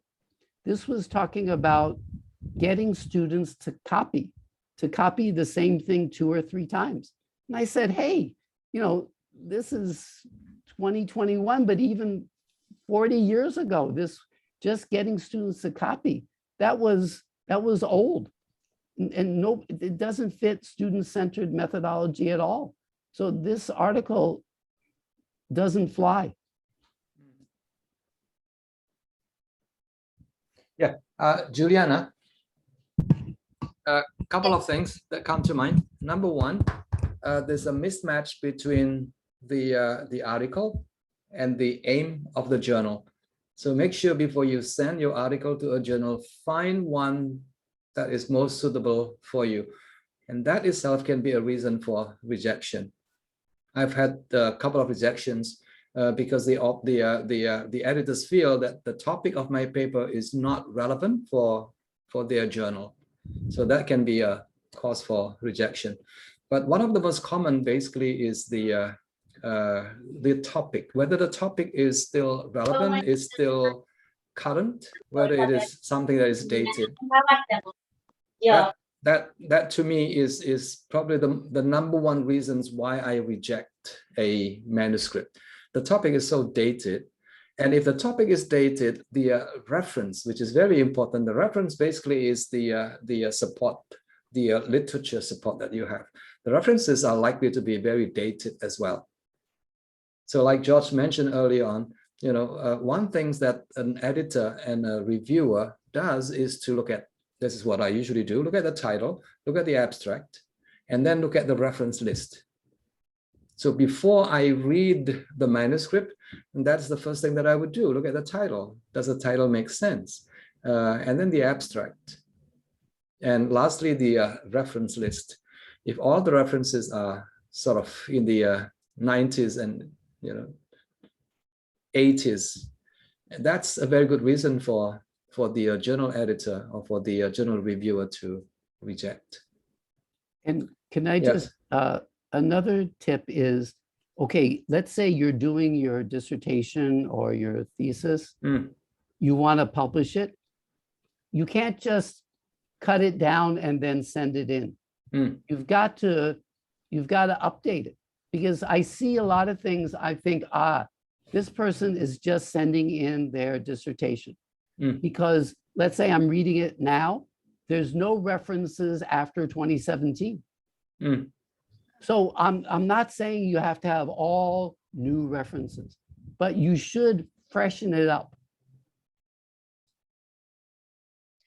Hi, Dr. Willy. I just would like to ask, earlier you said predatory journals. Yes. For a person who's extremely new in this world of coming into writing journals and things like that. Yeah. I was totally unaware, and until you said that if we have to pay for something, then it is not really a proper point. So can I say that if I would like to publish my journal, a proper way would not be receiving any form of payment at all? Usually that's the case, yes. In my experience, most of the journals in our field, right? Most of them, not all of them, most is 98% of them, they don't charge fees. Now, these are the good journals, the reputable journals. 98% of them, they do not charge anything, not charge a single cent. And that is, for us to consider, why bother about the 2%? Because the 2% may be good, may be legitimate, but they may be predatory as well. And there are basically a number of things that we need to consider. But the most, the easiest to spot a bad journal is when they charge money, because bad journals are there because they want to make money, basically. If the money part is not there, they won't run the business, because for these people, it's a business thing. You pay me, I publish your work. Okay, to be safe, I have sort of come up with a very simple rule of thumb. And this is called Willy's rule of thumb, my rule of thumb, basically. Number one, publish in journals by professional association in our field. Or by university. Or by the universities. First, professional associations. It's definitely, it's non-predatory. In Malaysia, journals published by Melta, for example, it cannot be predatory, right? Journals published by TESOL, journal published by Teflon, for example. Teflon is another professional organization in our field. Remember, professional organization in our field that we know very well, because there may be, professional organizations that we are not familiar with. And it's always tricky if you don't know the organizations. That's point number one. Point number two, the other rule of thumb is if the journals are published by universities, so chances are, now these are good journals. May not be the most prestigious journal, but they are safe for you to consider. And the last one is other educational institutions. Like Ministry of Education, for example, and what else? Oh, sorry. The other one is mainstream publishers in our field. Mainstream publishers in our field, you need to be familiar with those. Oxford University Press, Cambridge University Press, what else? Routledge, yes, Springer.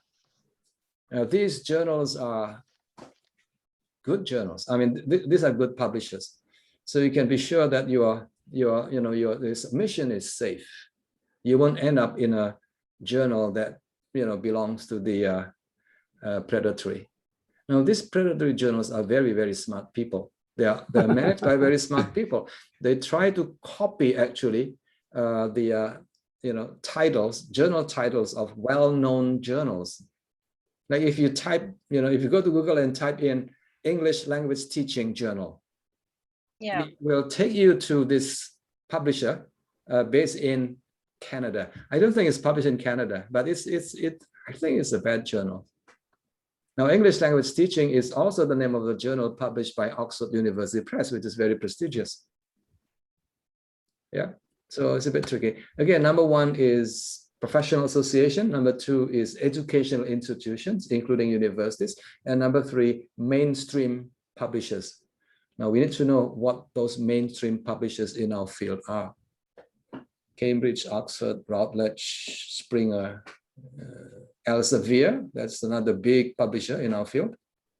So these are safe. But may I add, Pak Willy? There are some, because of this, the Russian website, which Dr. Jacob said, you can download a lot of all these fake journals, right?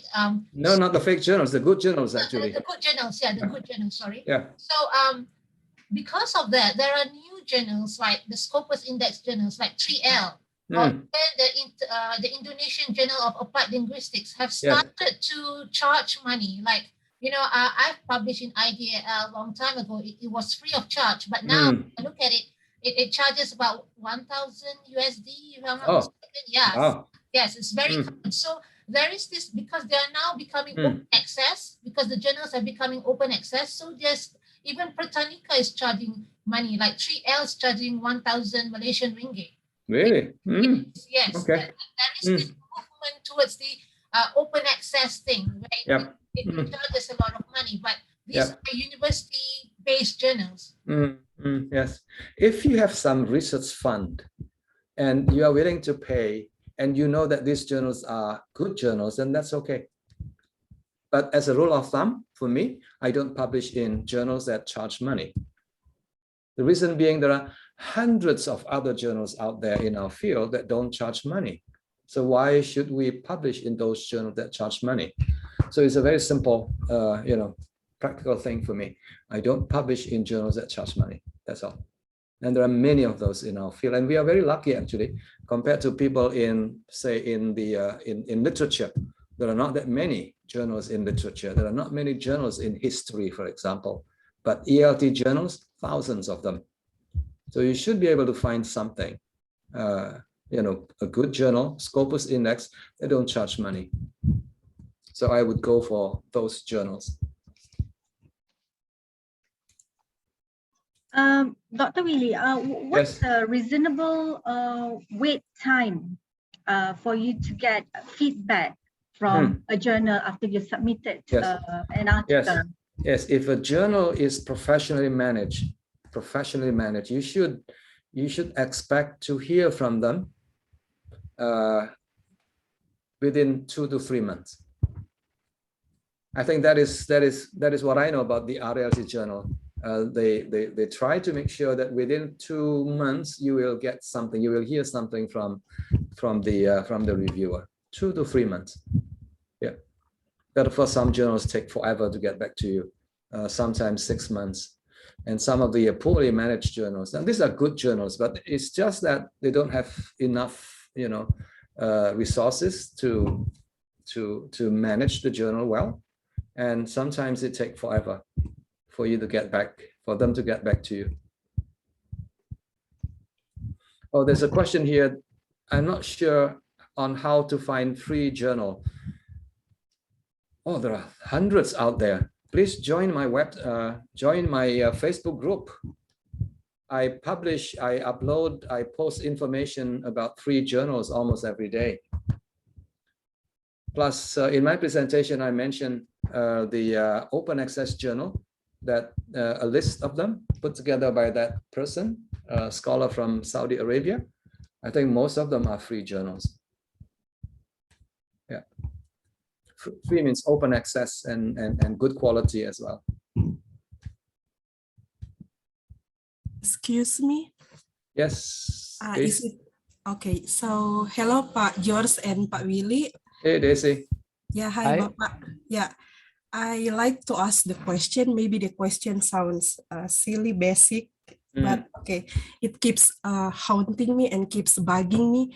I would like to say that, frankly speaking, when it comes to writing, it is easier to write like in introduction method.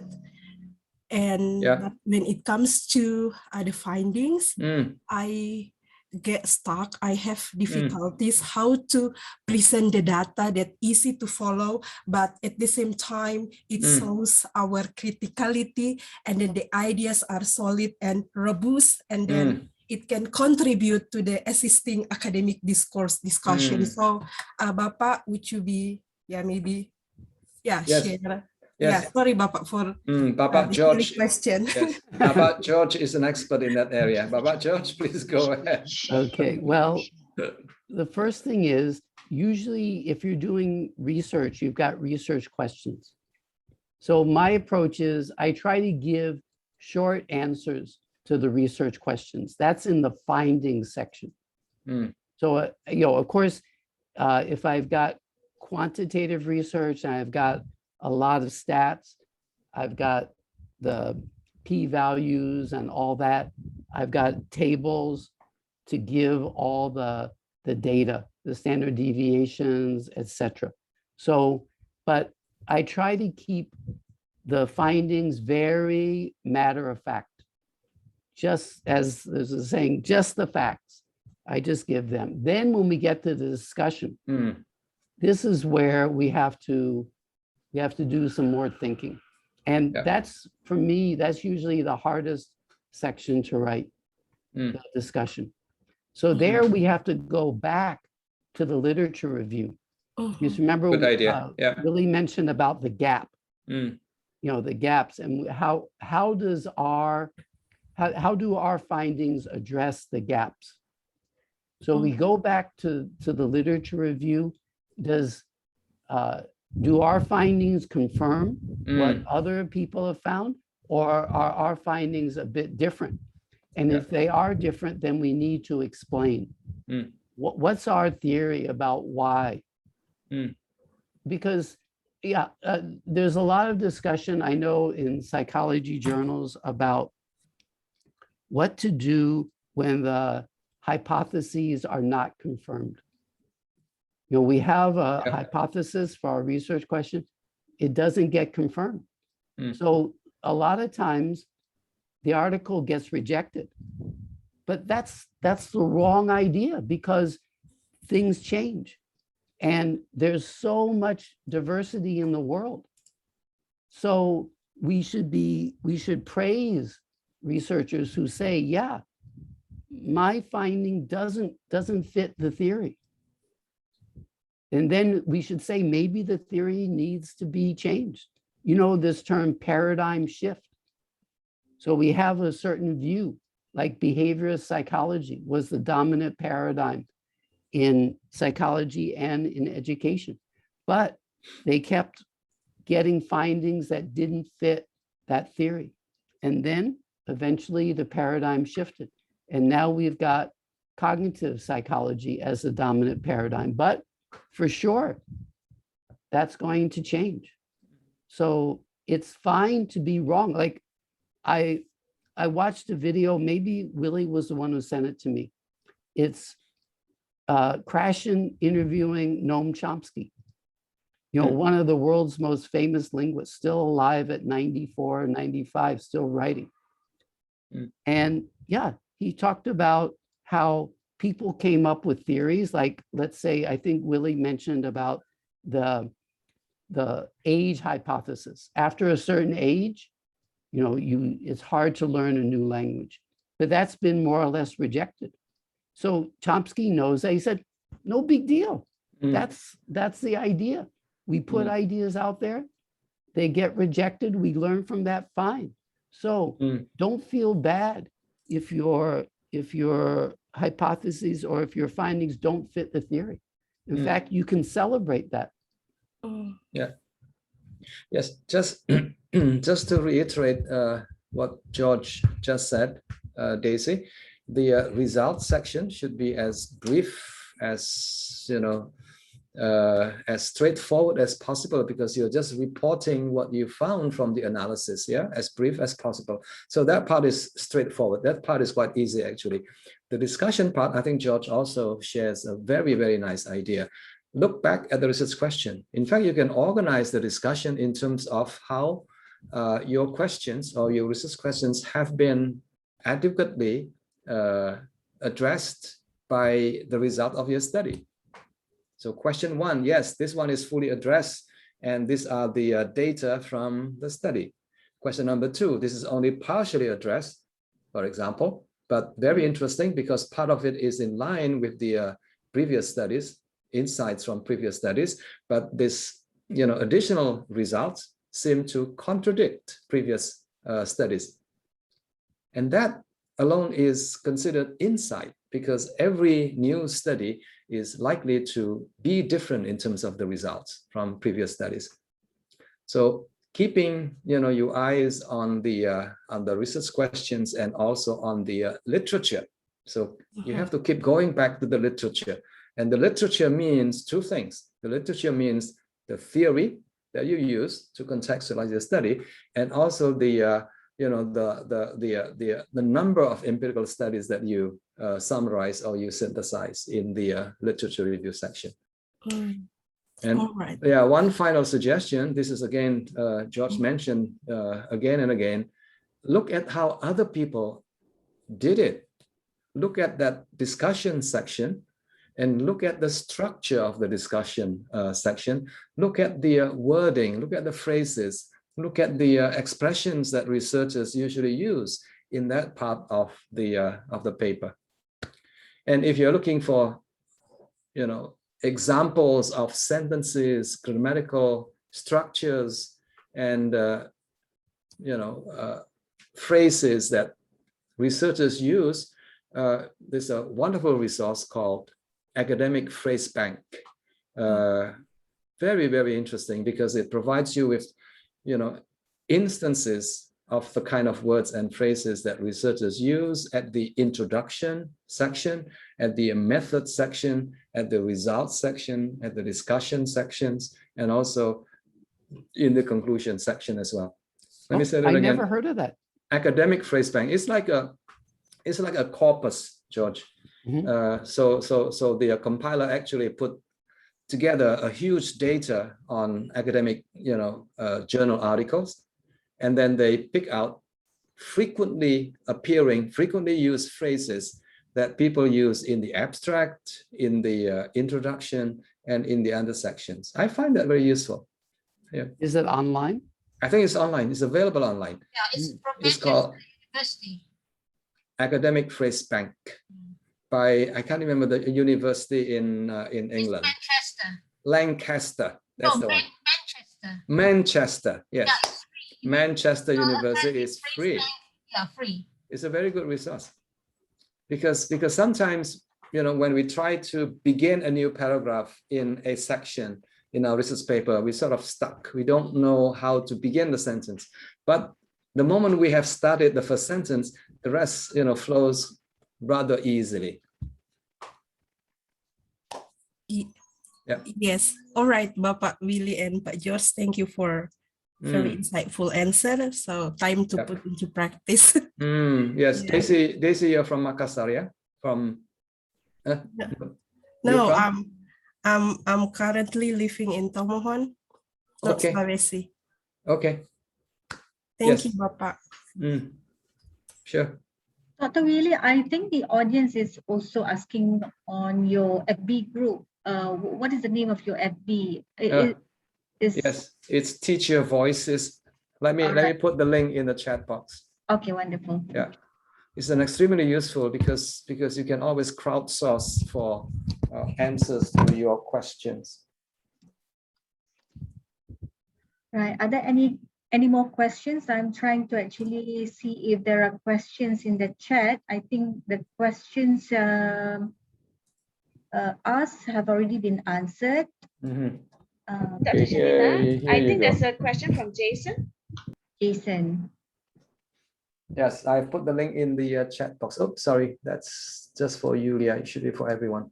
Okay, thank you. I can't find the question There from you go. Jason. Can you see it, Grace? Yeah, sure, I can read it. Thank you. So Jason asked, Prof. Renandya, many thanks for the inspiring talk. His question, yeah, I do wonder how could we balance our own research interest and currency? We as novice researchers might be extremely anxious if we are only allowed to follow the research trend and get published. I'm sorry, I missed the first part of the question. I think he's asking how do we balance our own research interest with currency or what is trendy. Oh, yes, okay. Yes, I think I know what you mean. Your own research interest may be very, very personal, maybe very relevant for you and your institution. Please keep doing it, and that's fine. But if you are interested, if you need to publish in big international journals for your career advancement, then you need to find something that is of interest to other people as well. I think that would be my advice. So ideally, of course, you find something that you are passionate about that is relevant for you as a teacher, relevant for your institution, but also relevant for the for the world, basically. I think that will be something that is interesting. Like George's topic on cooperative learning, I think it's very personally meaningful to him, and it's also important to many other people out there in the world. Another example, a researcher, a scholar that I admire a lot is Paul Nation. His topic, vocabulary. Is that relevant? I think it's relevant for everyone. Relevant for your students, relevant for anyone who teaches, language, and it's extremely relevant for, the big ELD community out there. And he's been doing it for the past, 50 years or 60 years. So yes. So keep doing, the kind of things that you are interested in for your own interest, but you can do it as an action research type of thing, teacher research type of thing, classroom research type of thing. Can you get it published? The answer is yes, you can. You just need to find a suitable journal. And there are many good journals out there that publish teacher accounts of how things work in the classroom. I think I mentioned one earlier on, Modern English Teacher. I've published like 3 papers there, very short papers, like only a few pages long. And I enjoy doing it because it's something that I really, am passionate about. Another journal is called Humanizing Language Teaching. That's a very teacher-oriented journal.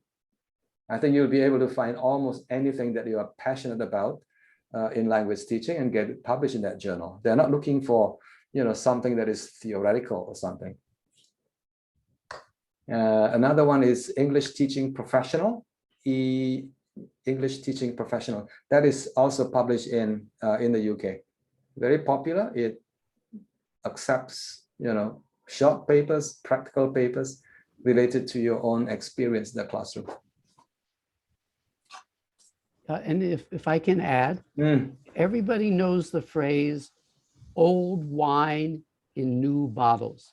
Old wine in new bottles. Yeah. So you can have an old idea, but you can connect it. Like Willy was talking about how cognitive psychology or self-directed learning, these are very current ideas. So you can take some old idea, or like, let's say vocabulary teaching, and you can put it in that new bottle of, let's say, self-directed learning or engagement. And then you've got something current, even though it's something from way back. Yeah. Yes. Another great example is reflective teaching or reflection in education. The idea has been around for hundreds of years, yeah, George? Yeah. And then this person, or this scholar that just mentioned earlier on, what's the name again? Tom Farrell. He started seriously researching reflective teaching in the context of second language learning. And voila, now he has published, I don't know, maybe 100 papers on that. Yeah, he's a machine. Yes. So many articles, so many books. Yeah. He's Mr. Reflection. Mm. In fact, I just finished a book that's in part of a series that he's the editor for.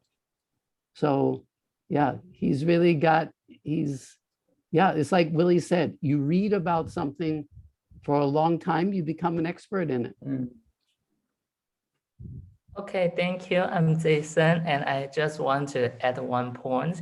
That is, and I think I'm asking, it seems that we're supposed to be the follower of the research, but we are not the big players. Maybe that kind of top journals would not accept our research papers. Mm. It seems that we just can be the followers.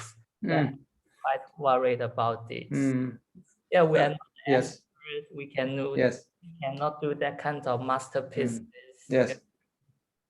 Jason, are you a teacher, graduate student, faculty member? Yeah, I'm a new PhD student at the Faculty of Education. Yeah. Okay. Yes. Yes. Do you remember the 3 examples of published articles that I shared with you? Those papers, those articles were published by graduate students. And some of them are from, 2 of them were from China, actually, for whom English is not their language, and they were able to publish. Are they top scholars now? I don't think so. No, they're not. They're still learning. But the key thing is, yes, you can look at a topic very carefully, and with the right guidance from your professors, you'll be able to find something that is achievable, that is doable, that is viable. And then, you can get it published in a fairly good journal. I think those journals that I mentioned to you, they are very good journals. One is System. That's a very good journal, actually. I was surprised that it got published. It was accepted there. In fact, the review process for that particular article was fairly fast. Maybe because the topic was interesting, maybe the study was sort of innovative. And then the second one that was published in CAL, Computer Assisted Language Learning, that took forever, actually. We tried for like almost 2 years before it finally found a home. It was rejected in several places. But interestingly, finally, when it got accepted, it was accepted in a high impact journal, because CAL is like, the impact factor is like 2 point something plus, which is very high. And the other journals that rejected that paper was like way below 1 in terms of its impact factor. So yes, I think it's possible, Jason. Okay, yeah, thank you. The key word is viable. Yeah. Yes, viable journal, viable topic. Okay. Let me just slightly disagree with Willy. In terms of the impact, yeah, it's true that if you're trying to get a job, then you have to publish in papers with a high impact factor. Yeah. But let's say that Jason reads an article that I wrote and he cites it in a paper that he writes for one of his classes. That doesn't get any points for impact factor, but it helped Jason. So I'm happy. So like, I have the academia.edu, the research gate. Yeah. I see a lot of people who join and they're like teachers or they're graduate students. They're not publishing in big journals. So I'm not getting any points for that.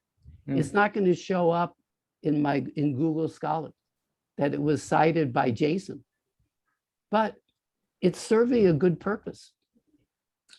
And that's one of the first things I do after I publish a paper. I put it on academia.edu, on ResearchGate. I know there's others. Yeah, I'm glad you mentioned that, George. Yeah. And that is one thing that I do too. I remember writing a very small paper, which I shared with you in the chat box, actually. how to choose basically a journal. And I got it published in a non-index journal, very low, profile journal. And then I put it on academia.edu. Now, in terms of citations, in terms of Google citations, it's about 20. And this paper has been there for, I don't know, almost 10 years now.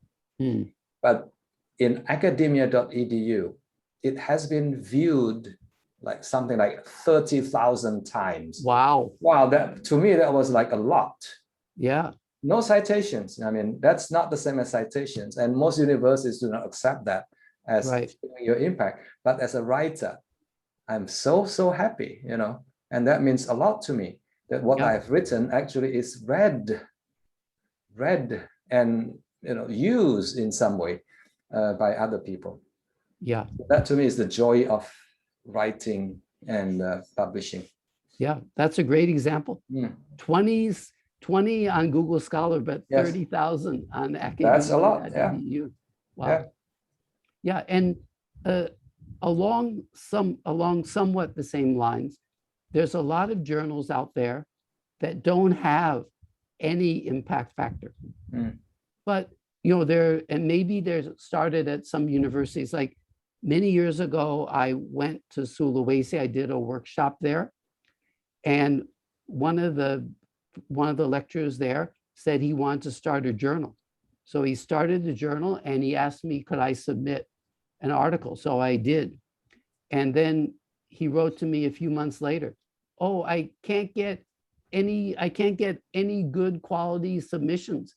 Could you submit another article? So I submitted another article. But then in the end, he just dropped the idea because he couldn't get enough good submissions. So I think we owe it to the field to help these young journals, these journals that don't have Scopus or anything near that yet. I know that some of you really need Scopus, etc., for your career, and that's understandable.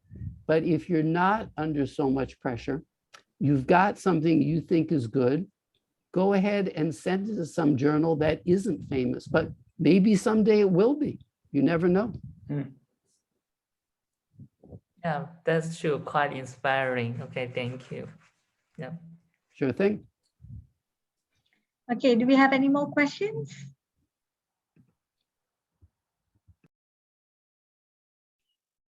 Maybe I'll just ask a last one. Okay. I mean, for the novice writers, for a lot of our postgraduate students to do it here, right?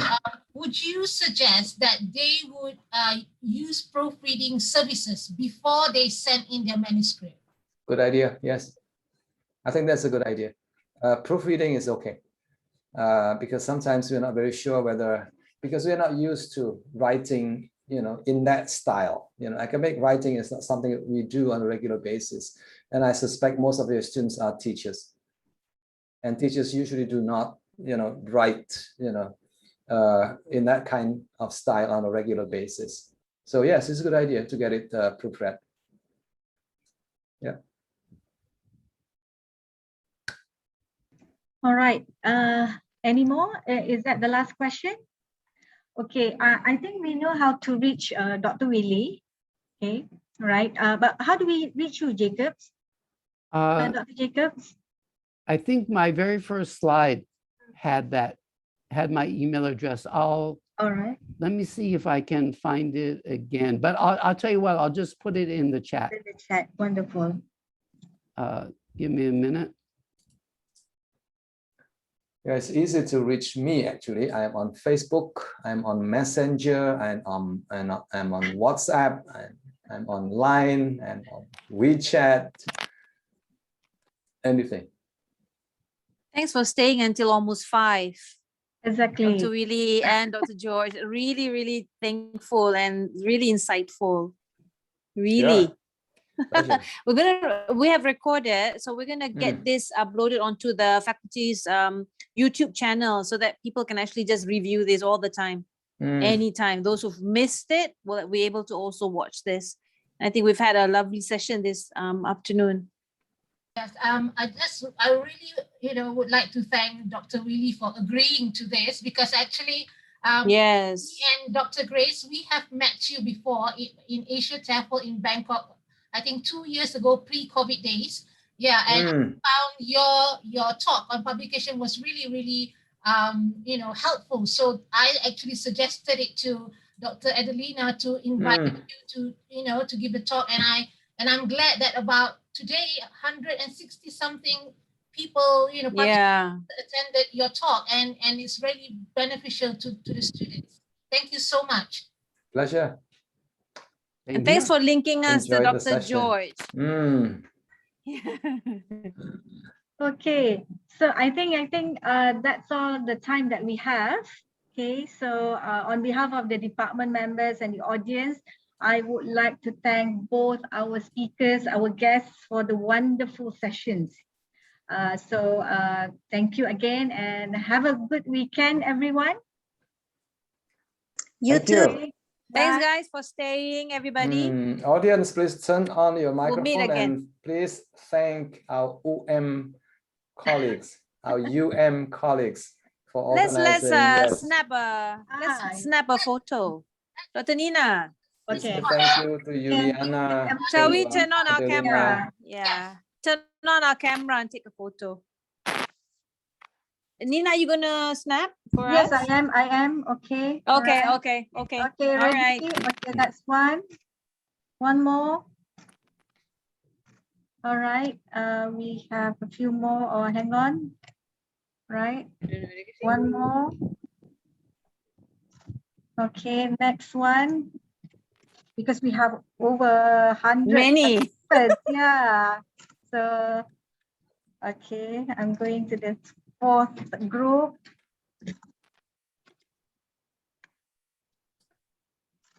Okay, second last. And the last one. Okay, I'm done. Thank you very much, everyone. Thank you, everyone. Thank you. Have a Thank you lovely so much. day. Thank you, Dr. Willy. Thank you. Dr. Jacob, Dr. Willy.